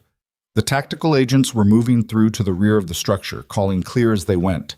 She tracked the shot by the smell, followed it through a door on the north side of the main room, down a short corridor, into a study with bookshelves and a wooden desk and a window that looked out on the covered walkway. Selby was behind the desk. He was alive. That was the first thing she assessed. Seated, slumped sideways against the chair back, left hand pressed to his right side below the rib cage, and the blood coming through his fingers was dark and moving at a rate that told her she had minutes, not much more. Self-inflicted. The firearm was on the floor beside the chair where it had fallen from his right hand. He'd tried, and he'd done it wrong, which happened more than people understood. A panicked decision executed poorly. She was across the room and had her pack open before Driscoll appeared in the doorway. "He's alive," Emily said. "GSW, right lateral abdomen, possible hepatic involvement given the location. I need your medical kit, whatever you're carrying right now." Driscoll didn't ask questions. She unclipped the IFAK from her vest and put it on the desk beside Emily without breaking stride, already calling for air medical on her radio. Emily worked fast and without conversation. Gloves from her own pack. Direct pressure, both hands, feeling the anatomy under her palms the way years of practice made automatic. The entry wound was low enough that the liver was a real possibility. Dark blood and the location together said maybe, not definitely, which meant maybe she had more time than the worst-case read suggested, or maybe she had less. Selby looked at her. His face was gray and damp, and he was working to stay conscious in the way that people did when some part of them understood that unconsciousness was a step in a direction they weren't ready to go. "Who are you?" he said, barely audible. "I'm the nurse from the mountain," she said, flat, focused, not looking at his face. "Don't talk." A pause in which she felt him processing that. "You're the one who—" He stopped, breathed. "You found the crates." "Don't talk," she said again. "I didn't—" He stopped again. His breathing was wrong in a way she didn't like, a shallow, rapid quality that suggested the diaphragm was involved, or that shock was progressing faster than the blood loss alone accounted for. "I didn't know about the target package. Last night, on the mountain. I didn't authorize— I said don't talk." "Tanis," he said, and his voice dropped further. "Tanis added you. I didn't— That wasn't my— Selby." She looked at him now, directly, because sometimes that was what kept a person in their body when everything else was pulling them out of it. "I need you to stay with me. Can you do that?" He looked at her. His eyes were still tracking, still present. "You're keeping me alive," he said, and she couldn't tell if it was a question or a realization. "That's my job," she said. "Let me do it." He closed his eyes, but his chest kept moving, and she kept her hands where they were and listened to Driscoll coordinating air medical outside the door and felt the minutes moving in the particular slow, fast way they moved when someone's life was in the balance and the next resource was still in the air. Harwick appeared in the doorway. He looked at Selby. He looked at Emily's hands. He looked at the firearm on the floor. "How long?" he said. "Air medical?" 6 minutes out. She assessed the pressure under her palms, the rate, the color of what was coming through the dressing. "He'll make it if they're actually 6 minutes. Talk to me about what he said." She kept her eyes on Selby. "He said Tanis added me to the target package without his authorization." "You believe him?" She thought about the shape of the operation, about a man who had run a sophisticated procurement fraud for 11 years, who had built exit protocols and fallback properties and shell companies, a man who was precise and patient and methodical. Then she thought about last night, the East Perimeter, the timing, the direct aggression of it, the way it felt different from the rest of the operation, less controlled. "I think it's possible," she said. "Tanis has a pattern of operational escalation. The fraud chain was careful. Last night wasn't careful." Harwick nodded slowly. He looked at Selby, who had not opened his eyes, but whose chest was still rising and falling. "If Tanis acted unilaterally," Harwick said, "it changes the charge structure significantly." "I'm aware," she said. "I'm also not particularly interested in the charge structure right now." He almost said something and then didn't. He went back to the doorway. She kept her hands where they were and counted seconds and listened to the property outside go quiet around the sound of boots and radio traffic, and somewhere, in the distance, the growing mechanical thrum of an incoming helicopter. 4 minutes later, the air medical team came through the door, and she stepped back and gave them the handoff in the compact professional shorthand of people who spoke the same clinical language: mechanism, vitals as observed, estimated blood loss, interventions applied, her assessment of hepatic involvement, and why. The lead medic, A young man who moved with the efficiency of someone who'd been doing this in difficult environments for long enough that nothing surprised him, looked at her briefly as he took over.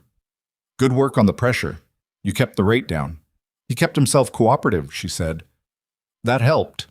She stepped back against the bookshelf and let them work. Her gloves were dark and her hands were shaking slightly, which she registered without judgment. The adrenaline finding its way out now that the acute task was over, which was normal and human, and not something she'd ever fully trained out of herself, nor tried to. She peeled the gloves off and looked at her hands. Steady enough. The shaking was in the forearms, deeper, the kind that didn't show unless you knew to look for it. Harwick came back into the room. He was looking at his phone. His face was doing something she hadn't seen it do before, which was show something. "What?" she said. He looked up. "Tanis," he said. "He was being transported to federal holding 40 minutes ago. There was an incident during transport." She felt the bottom of the sentence before he said the rest of it. "He's out," Harwick said. 3 men, ambush on the transport route. 2 federal marshals are down. Tanis is gone." The room was suddenly very loud with the sounds of the medical team working on Selby and very quiet with everything else. And Emily stood against the bookshelf with her shaking forearms and her dark gloves in her hand and understood that the shape of the problem had just rearranged itself again into something sharper and more immediate than anything that had come before. Tanis was out. Tanis, who had put her name on a target package without authorization.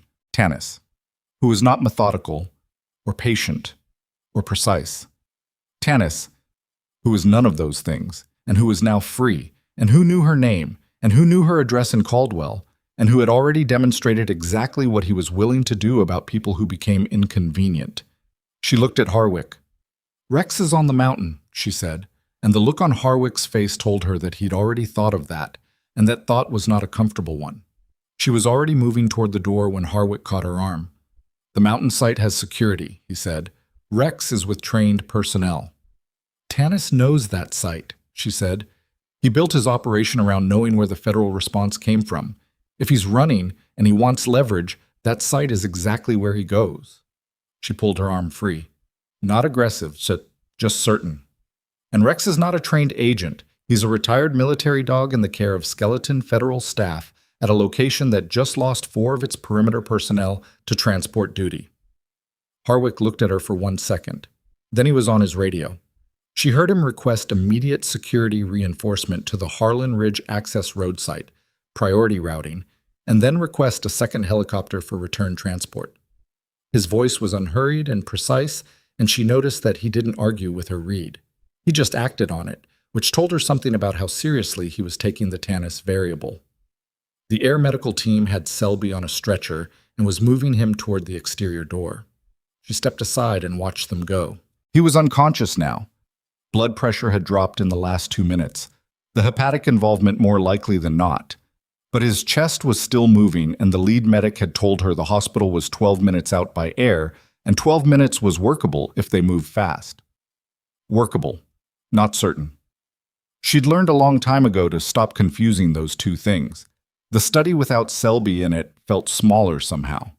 The fire was still going in the main room. The laptop on the table was still open and running, and she noticed as she passed it that the screen showed an encrypted messaging application with a conversation thread that the federal forensics team was going to find very informative. Outside, the cold hit her again. She was tired in a way that had moved past the kind of tired that coffee addressed, into the deeper kind that only sleep fixed, and sleep was not available. Her shoulder had progressed from complaint to insistence. She rolled it once, felt the grinding catch that meant something in there was inflamed and annoyed, and made a note to deal with it when this was over. The return helicopter was 8 minutes out. She stood in the frost-covered meadow below the property and watched Driscoll's team work the exterior and thought about Tanis. She hadn't met him directly. She'd seen him on the access road from a distance during the original operation. One of the contractor team, she'd cataloged him as mid-rank, capable, the kind of man who was good at executing plans other people made. What Selby had said in the study, half delirious with blood loss, tracked with that read. Tanis as implementer, who'd made a unilateral decision about the target package when the operation started failing. The escalation of last night, The East Perimeter breach, the direct aggression, that was someone improvising under pressure, not someone executing a prepared plan. Improvising under pressure was dangerous in a different way than methodical was dangerous. Methodical, you could predict. Improvised, you could only react to. The helicopter came in, and they were back in the air before she'd fully processed the shift from standing still to moving. Harwick sat across from her. He was on his phone for the first 4 minutes of the flight, a series of short-clipped exchanges that she caught fragments of. Transport route, last confirmed vehicle, cell data, the name Tanis repeated several times with the particular flat emphasis of a name that had become a problem. He hung up and looked at her. The transport ambush used a stolen emergency services vehicle, he said. Ambulance, with functional lights and markings. The marshals pulled over for it on a single-lane section of the transport route. He paused. Tanis had that prepared before his arrest, which means he expected to be taken into custody. She absorbed that. He had an extraction protocol, built before he knew the crates were compromised. This was his contingency for operational failure at any stage. Harwick looked at his phone, then put it away. We underestimated his preparation level. Everyone kept calling him a cleaner, she said. Cleaners don't build extraction protocols. He was running his own operation parallel to Selby's. Harwick was quiet for a moment. Yes, he said. We're arriving at that conclusion. 14 months, she said. You were watching for 14 months, and you didn't see that. He looked at her directly. No, he said. We didn't. No deflection, no qualification, just the fact of it, acknowledged. She looked out the helicopter window at the mountain terrain moving below them, the ridge system running northeast to southwest, the tree canopy unbroken except for the cuts of fire roads and the gray thread of the highway far below. The crates, she said. The sale he was arranging. Who was buying? That's still developing. But you have a direction. Harwick was quiet for 2 seconds too long. We have a direction, he said. She didn't push it. Whatever the buyer situation was, it was above her immediate problem, and her immediate problem was a man with an extraction protocol and her home address who was currently not in federal custody. They landed at the Harlan Ridge Access Road site 18 minutes after leaving the meadow. She was out of the helicopter before the rotors had fully cycled down. The site looked different from how she'd left it. More vehicles, more personnel, the skeleton overnight staffing replaced by a full operational presence that had been ramping up since the transport ambush came over the wire. She scanned the perimeter first, reading the coverage, assessing the gaps the same way she'd assessed them the night before from a different position. Rex was where she'd left him. A federal agent she didn't recognize was sitting on the command vehicle running board with him, which told her someone had taken the security reinforcement request seriously enough to put a body on the dog specifically, which was either thoughtful or a sign of how well they'd read her earlier transmission about his location. He saw her coming and stood up from his sit, and she put her hand on his head and felt him lean into it. Good boy, she said. I know. He pushed his nose against her collarbone, and she let him. Morrow found her 2 minutes later. He looked like he hadn't slept, which was accurate, and he had the expression of a man managing more problems than he had hands for. Selby is in surgery, he said. Preliminary prognosis is cautious. He needs to survive, she said. He's the only principal who can give you the full procurement chain from the inside. I know that. A pause. He said something before they sedated him.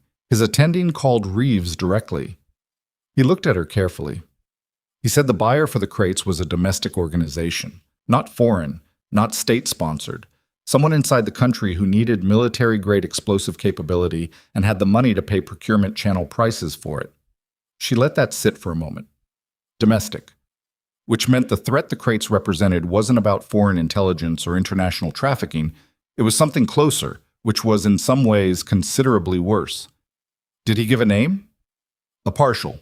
Reeves is running it. Morrow looked toward the command vehicle. What I'm about to tell you is not for general circulation. She waited.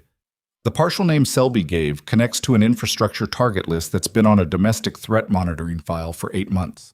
A group that has been in the planning phase for something significant. The crates were the missing component. He paused. If the sale had completed, it didn't, she said. No. He looked at her. Because you found them. She didn't have anything to say to that, so she didn't say anything. She looked at the evidence truck, which was still on site pending full forensic documentation, the 8 crates inside it already processed and cataloged. 16 units of military explosive that had not reached whoever had ordered them. The weight of that specific fact was something she was going to put down and not pick back up, because picking it up and carrying it around was not useful and was in fact the kind of thing that made people stop being able to do the job in front of them. She put it down.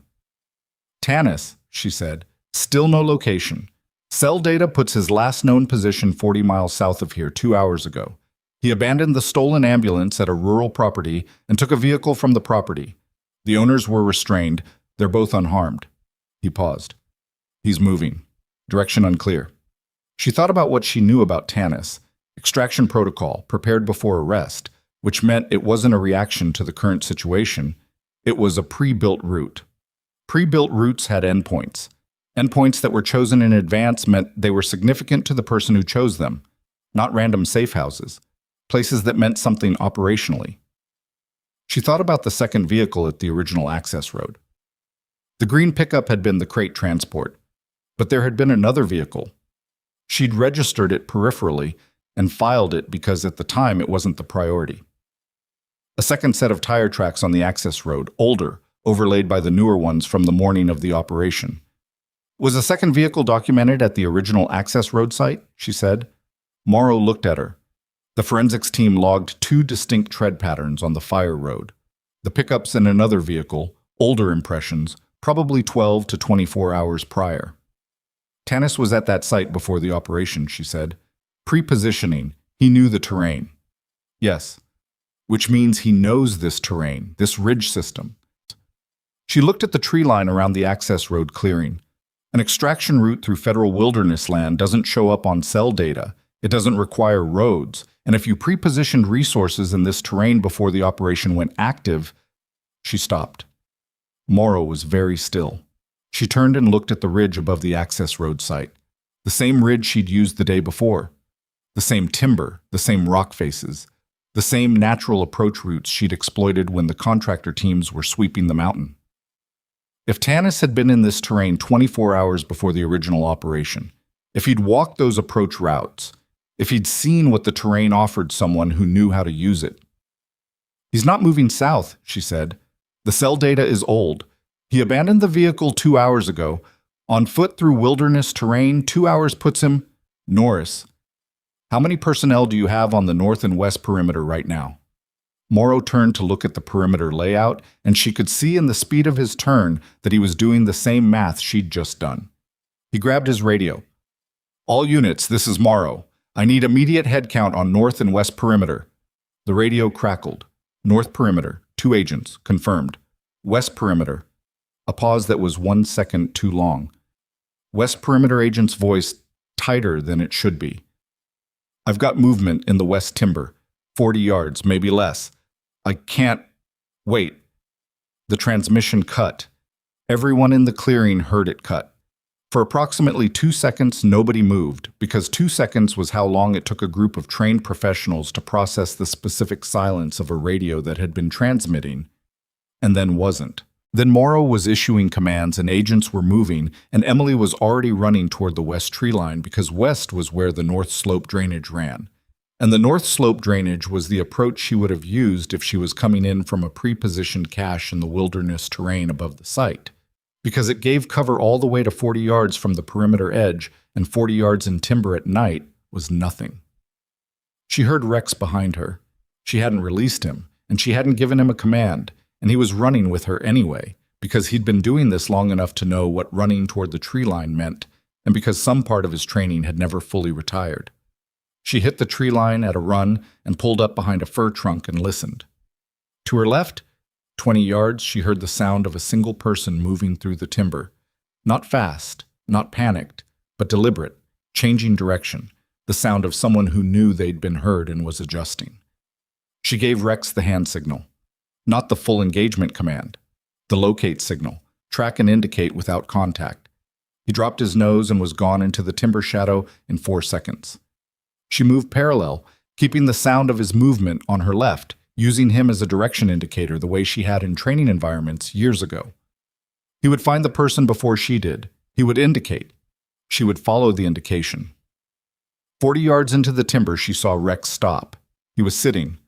Alert sit, not aggressive, nose pointing forward and slightly left, the way he'd been trained to indicate a located subject rather than attack without command. She moved to his position and looked where he was pointing. Tanis was 8 feet away, pressed against a rock face, and he had a sidearm raised and pointed at Rex, and his hand was shaking in a way that told her several things at once. That he was exhausted, that he was operating on the back end of a sustained adrenaline cycle that was failing him, and that a shaking hand on a firearm pointed at her dog was the most dangerous configuration she could currently be facing, because shaking hands did not make controlled decisions. Tanis, she said, flat, even. Nothing in it that would spike his adrenaline further. He swung the weapon toward her voice. She was already clear of the line she'd spoken from, 2 feet left, which was instinct and was why she was still standing. The barrel tracked and didn't find her. "Put it down," she said, from the new position. "Where are you?" His voice was rough. Dehydrated, she assessed. He'd been moving through wilderness terrain for 2 hours in near-freezing temperatures with whatever he'd been carrying when the transport vehicle was ambushed. He was not in good shape. "I'm right here," she said. She stepped into the edge of his visible range deliberately, hands visible, no sudden movement, giving him something to look at. "You're done running. There are 12 federal agents between you and any route out of this terrain. You know that." He looked at her. His eyes were red-rimmed, and the shaking in his hand had moved into his forearm. The weapon was still up, but the angle was wrong. Not trained, not precise. Survivable if he fired, probably. She ran that calculation quickly and didn't love the probably. "You're the nurse," he said. "Yes." "You're the one who found the crates." "Yes." He stared at her. She watched his face move through several things: exhaustion, calculation, something that was almost disbelief. "You were just hiking," he said. "You were supposed to be nobody." "I know," she said. "Walk away from the weapon. I'll make sure the agents who come in next don't hurt you. That's what I can offer you." "That's it?" "That's it." She kept her eyes on his. "But it's real. And it's better than what you have right now." The weapon stayed up for 4 more seconds. She counted them. Then his arm dropped. Not dramatically, just ran out of the energy required to hold the position. The firearm lowered to his side, and he put his back against the rock face and slid down it until he was sitting on the frozen ground, and he looked at her with the face of a man who had built a sophisticated operational structure over years and watched it come apart in 36 hours because of a woman who had come up the mountain to clear her head. Rex was still in his alert sit. She put her hand on his back. "Good boy," she said quietly. She keyed her radio. "Norris, West Timber, 40 yards in, subject located and disarmed. I need a team." Morrow's voice came back immediately. Strained, contained, the sound of someone who'd spent 30 seconds not knowing where she was. "Copy. Team is moving. Are you injured?" She thought about her shoulder, about the dried blood on her jacket from Selby's study, about the 36 hours of accumulated cost that her body was going to present her with a full accounting of the moment this was genuinely over. "Negative," she said. "Come get him." She stood over Tanis in the cold timber and waited, and Rex sat at her heel and waited with her, and the sound of boots coming through the trees from the east was the most ordinary and welcome sound she'd heard in a day and a half. The agents came in with weapons drawn, and she stepped back and let them work, and watched Tanis get taken into custody with the particular exhausted resignation of a man who had nothing left to run on. He didn't fight, he didn't speak. He went with them the way people went when the calculation was finally and completely finished. Harwick appeared at the tree-line edge as the agents moved Tanis out toward the clearing. He looked at Emily, at Rex, at the rock face where Tanis had been sitting. "He came back to the site," he said. "Not a question. Working it out." "Pre-positioned cache, probably," she said. "Documents, money, maybe a second communication device. He needed what he'd left here before he could run any further." She paused. "He ran out of time." Harwick nodded slowly. He looked at her for a moment with the assessing quality she'd gotten used to from him. You should know, he said, that the partial name Selby gave us, Reeves's team, got a full identification 20 minutes ago. Arrest warrant is being executed right now, the buyer. He paused. The procurement chain is closed. She absorbed that. All of it. The crates, the chain, the buyer, Tanis, Selby and surgery, the 14 months of parallel investigation, and the 36 hours that had collapsed it all into resolution. The shape of it. Complete. It's over? She said. Harwick looked at her steadily. The field operation is over. She nodded. She knew what came after that. The depositions, the testimony, the legal process that would run for months while she went back to her shifts at Ridgecrest Valley Medical Center, and her apartment in Caldwell, and her life that she had built to be quiet. She looked down at Rex. He was looking up at her patient, ready, his serious face and his calm eyes and his complete uncomplicated presence that had been the most consistent thing in a day and a half of nothing being consistent. She put her hand on his head. Come on, she said. Let's go in. They walked out of the timber together into the cold gray morning, and behind them the federal team was processing Tanis, and ahead of them the clearing was full of vehicles and agents and the organized machinery of a case that was finally, thoroughly, coming closed. She was halfway across the clearing when Morrow fell into step beside her, and she could tell before he spoke that whatever he was about to say was not part of the wrapping up. There's someone here, he said. He arrived while you were in the timber. He asked for you specifically. She looked at him. Who? Morrow's expression did the thing it had done on the access road when he'd told her there would be conversations she hadn't anticipated. That careful, weighted look. Brigadier General Thomas Waverly, he said. Inspector General's office. He flew in from the capital this morning. He paused. He said he's been aware of your situation since the beacon registered. He said there are things about your separation from service that need to be addressed. Another pause, and this one had more weight in it than any of the others. He brought your file, Emily. The full file, the parts that were blacked out. She stopped walking. Rex stopped with her. Rex? She stood in the middle of the access road, clearing with the mountain cold around her and the federal operation moving on all sides, and felt the particular stillness of a person who has spent 2 years building a specific kind of life and is standing at the moment where that life is about to change in ways she hadn't prepared for and couldn't yet see the full shape of. Where is he? She said.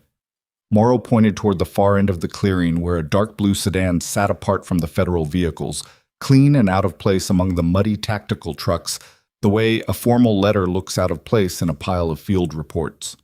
A man stood beside it, tall, late 50s, in a service uniform that had not been worn on a helicopter this morning without intention. Brigadier General Thomas Waverly had dressed for this. That told her something before she'd taken 20 steps toward him. Rex walked at her heel. She hadn't told him to. He'd decided. Waverly watched her cross the clearing. He didn't move toward her, didn't close the distance, which she understood as a form of respect, letting her set the pace of an approach she hadn't asked for. She noted it. She didn't soften because of it, but she noted it. She stopped 4 feet from him. Close enough for conversation, far enough to make a point she hadn't consciously decided to make until she was already making it. He looked at her the way people looked at someone they'd read extensively on paper and were now reconciling with the actual human being. She'd seen that look before, from people who'd accessed her file. It usually contained some version of surprise, because the file described things that didn't square with what 29-year-old women in hiking boots generally looked like. General, she said. Staff Sergeant Norris, he said, then caught himself. Emily. What's in the file? She said. She wasn't interested in the approach. She wanted the information. He reached into the sedan and produced a manila folder, actual paper, which was either procedural habit or a deliberate choice about how this conversation should feel. He held it out to her. She took it, opened it. The first page was her service record, unredacted. She'd seen the redacted version when she separated, the version that had large sections replaced with black bars that told you something existed without telling you what it was. The unredacted version was considerably longer, and she stood in the mountain cold and read it with the particular careful attention she gave to things that mattered, which was the same attention she gave to everything, which was part of why she was still alive and functional after the last 36 hours. It took her 4 minutes to read it. When she looked up, Waverly was watching her with an expression that was trying to be neutral and not fully succeeding. "My separation was flagged," she said. It wasn't a question. She'd suspected it for 2 years without having confirmation. "Someone in the chain marked my record to limit my civilian opportunities." "Yes," he said. "Who?" He was quiet for a moment. "Colonel Dale Pruitt, retired 14 months ago. He was the commanding officer of your unit during your final deployment." She knew the name. She had a complete and specific set of memories attached to it that she was not going to access right now in the middle of a federal crime scene. "Why?" she said. Waverly looked at the folder in her hands. "You filed an internal report during your final deployment regarding procurement irregularities in your unit's supply chain." He paused. "The report was suppressed. Pruitt suppressed it. What you observed and documented in that report connects directly to the procurement fraud network that Warren Selby was operating." She stood very still. "I reported it 6 years ago," she said. "Yes." "And someone buried it." "Pruitt buried it. And then he flagged your record on separation to ensure that if you ever surfaced the information again through civilian channels, your credibility would be manageable." Waverly's voice was careful and flat, and she could hear under the flatness the particular discomfort of a man delivering information about institutional failure from within the institution that failed. "The flag affected your nursing licensure application timeline. It affected 2 employment reference checks that you never knew happened. It was designed to keep you small and quiet and easily dismissed." The word dismissed landed with a specific weight. She thought about the 2 years in Caldwell, about the performance review that called her difficult to engage informally, about the ways she'd made herself smaller, no discussion of before, no explanation for the competencies that made her coworkers occasionally uncertain around her, the careful construction of a life that asked nothing from anyone who might look too closely. She thought about Whitfield's voice on the phone. "Are you all right?" The same reflex he used for hand hygiene reminders, but genuine underneath. She thought about Rex, who was pressing his weight against her left leg with the specific firmness he used when he decided she needed it and was going to provide it whether she asked or not. "Pruitt," she said. "Where is he now?" "In federal custody as of 90 minutes ago," Waverly said. "The connection between his suppression of your report and the Selby procurement network was established last week by Harwick's team. The arrest was held pending the resolution of the field operation." He paused. "He's been charged with obstruction, conspiracy, and accessory to procurement fraud. The sentencing guidelines for the combined charges are significant." She closed the folder. She didn't feel what she'd expected to feel, which was some version of vindication that arrived with heat and clarity. What she felt was quieter than that and harder to name, something like a long-held breath finally released, except that releasing it revealed how much the holding had cost, which was the part she hadn't let herself calculate while she was still holding it. "What happens to my record?" she said. "That's why I'm here," Waverly said. "The Inspector General's office has the authority to formally expunge the flag and restore the original commendation citations that were removed at separation. The process requires your signature on 3 documents and takes effect immediately upon my return to the Capitol." He paused. "There's more." She waited. "The IG's office is recommending a formal citation for what you did on this mountain. Separate from the record restoration. A public commendation, on record, for preventing the completion of a domestic terrorism supply chain." He looked at her directly. "It would be the 2nd time you've been cited for actions that most people in your position would not have taken, the first time it was classified. This one won't be." She thought about public, about Caldwell, about the careful, quiet life. "I'm a nurse," she said. "I know. I'm going back to my job. I'm going back to my shifts and my patients and my apartment." She said it not defensively, but as information, the way she'd delivered information throughout the last 36 hours. "A public citation doesn't change that." "No," he said, "it doesn't.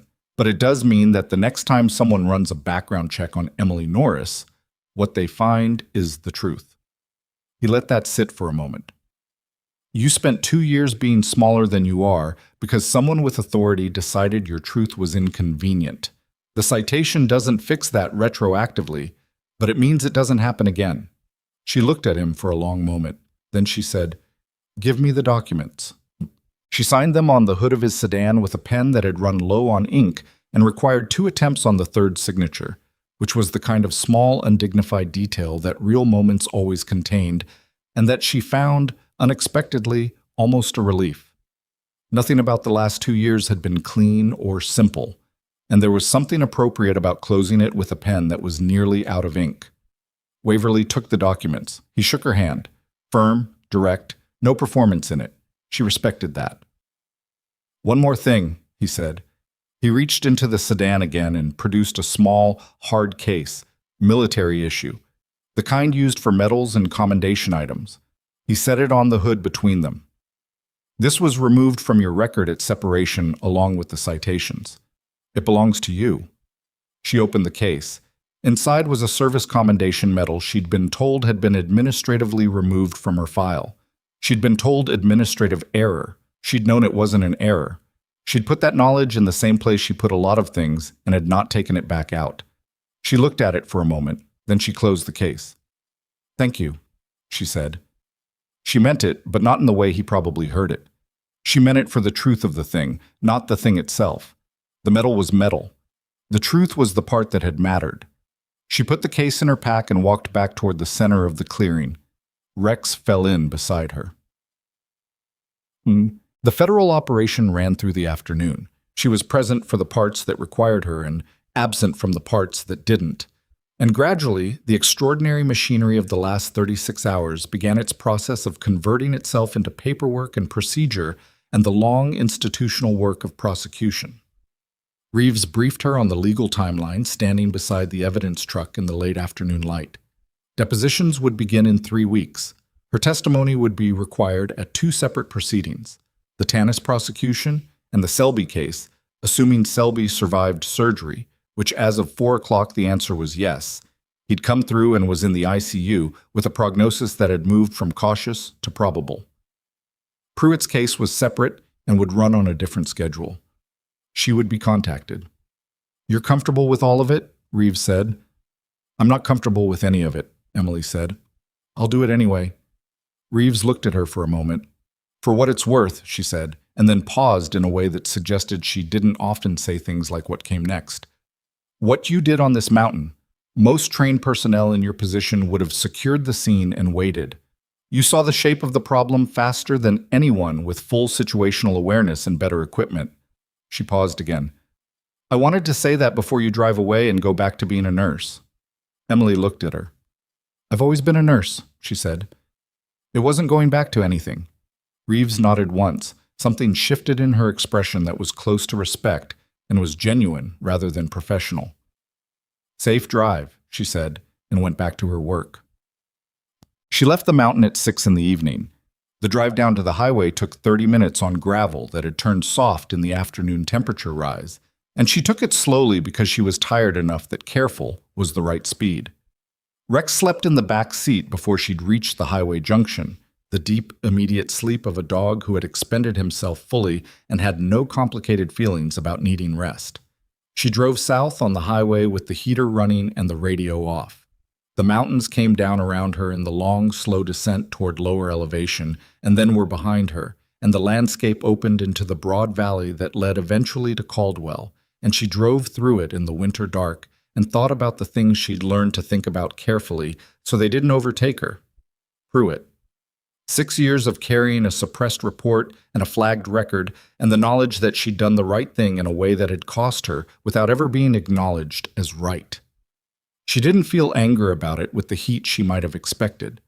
What she felt was something more complicated, a kind of grief for the years of being smaller than she was, combined with the hard knowledge that those years had also made her who she was, and who she was had just prevented something that she wasn't going to think too directly about, because thinking too directly about it made the scale of it difficult to hold. The things you pay for being the person who does the right thing don't come back to you. That was true. Pruitt was in custody and her record was restored, but she didn't get the 2 years back, didn't get the employment check she never knew about, Didn't get the version of her life that might have been different if the flag hadn't been there. Those were gone. The acknowledgement didn't undo them. But the acknowledgement was real, and the truth was on record. And the people who had built their position on the assumption that she would stay small and quiet and easily dismissed had discovered the particular problem with that assumption. She was not small. She was not quiet in the ways that mattered, and she was not easily anything. She thought about what Reeves had said. Most trained personnel would have secured the scene and waited. She thought about what Tanis had said in the timber, with his shaking hand and his failed extraction and his voice rough from 2 hours in mountain cold. You were supposed to be nobody. She'd spent 2 years trying to be nobody. Not out of fear, out of the belief that the quiet life was the earned life, the right life after everything before it. That there was integrity in setting the capability down and becoming ordinary. That ordinary was its own kind of strength. She still believed that. She also believed that when ordinary became the hiding place rather than the choice, it stopped being strength and started being something else. Something Pruitt had counted on. Something Selby's operation had counted on. The assumption that a person who had been pushed down once would stay down because down was easier. She hadn't stayed down. She'd just been hiking. But when the morning required her to be what she actually was, she'd been it without hesitation. And that was its own kind of answer to a question she hadn't known she'd been asking for 2 years.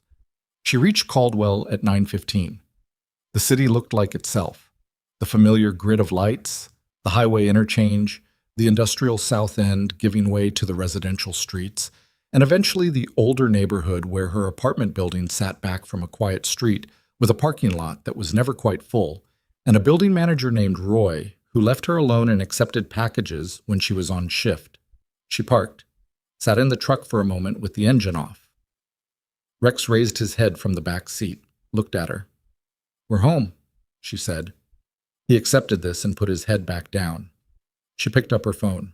12 missed calls. Reeves twice, Morrow 4 times, 2 numbers she didn't recognize that were probably federal contacts, and then, at the bottom of the list, 1 call from a Caldwell number she did recognize. Whitfield. Called at 2 in the afternoon, no voicemail. She called him back. He answered on the second ring, which meant he'd been near his phone. "Norris," he said, "I saw something on the Federal News Wire. A statement about a counterterrorism operation in the Harlan Ridge Wilderness area." A pause. It mentioned a civilian witness with medical training. She was quiet for a moment. "I'm home," she said. "I'm fine." "The coverage for your shift is handled," he said. "Don't come in until you're ready." "Friday," she said. "I'll be in Friday." "Good." He paused, and she could hear him deciding something.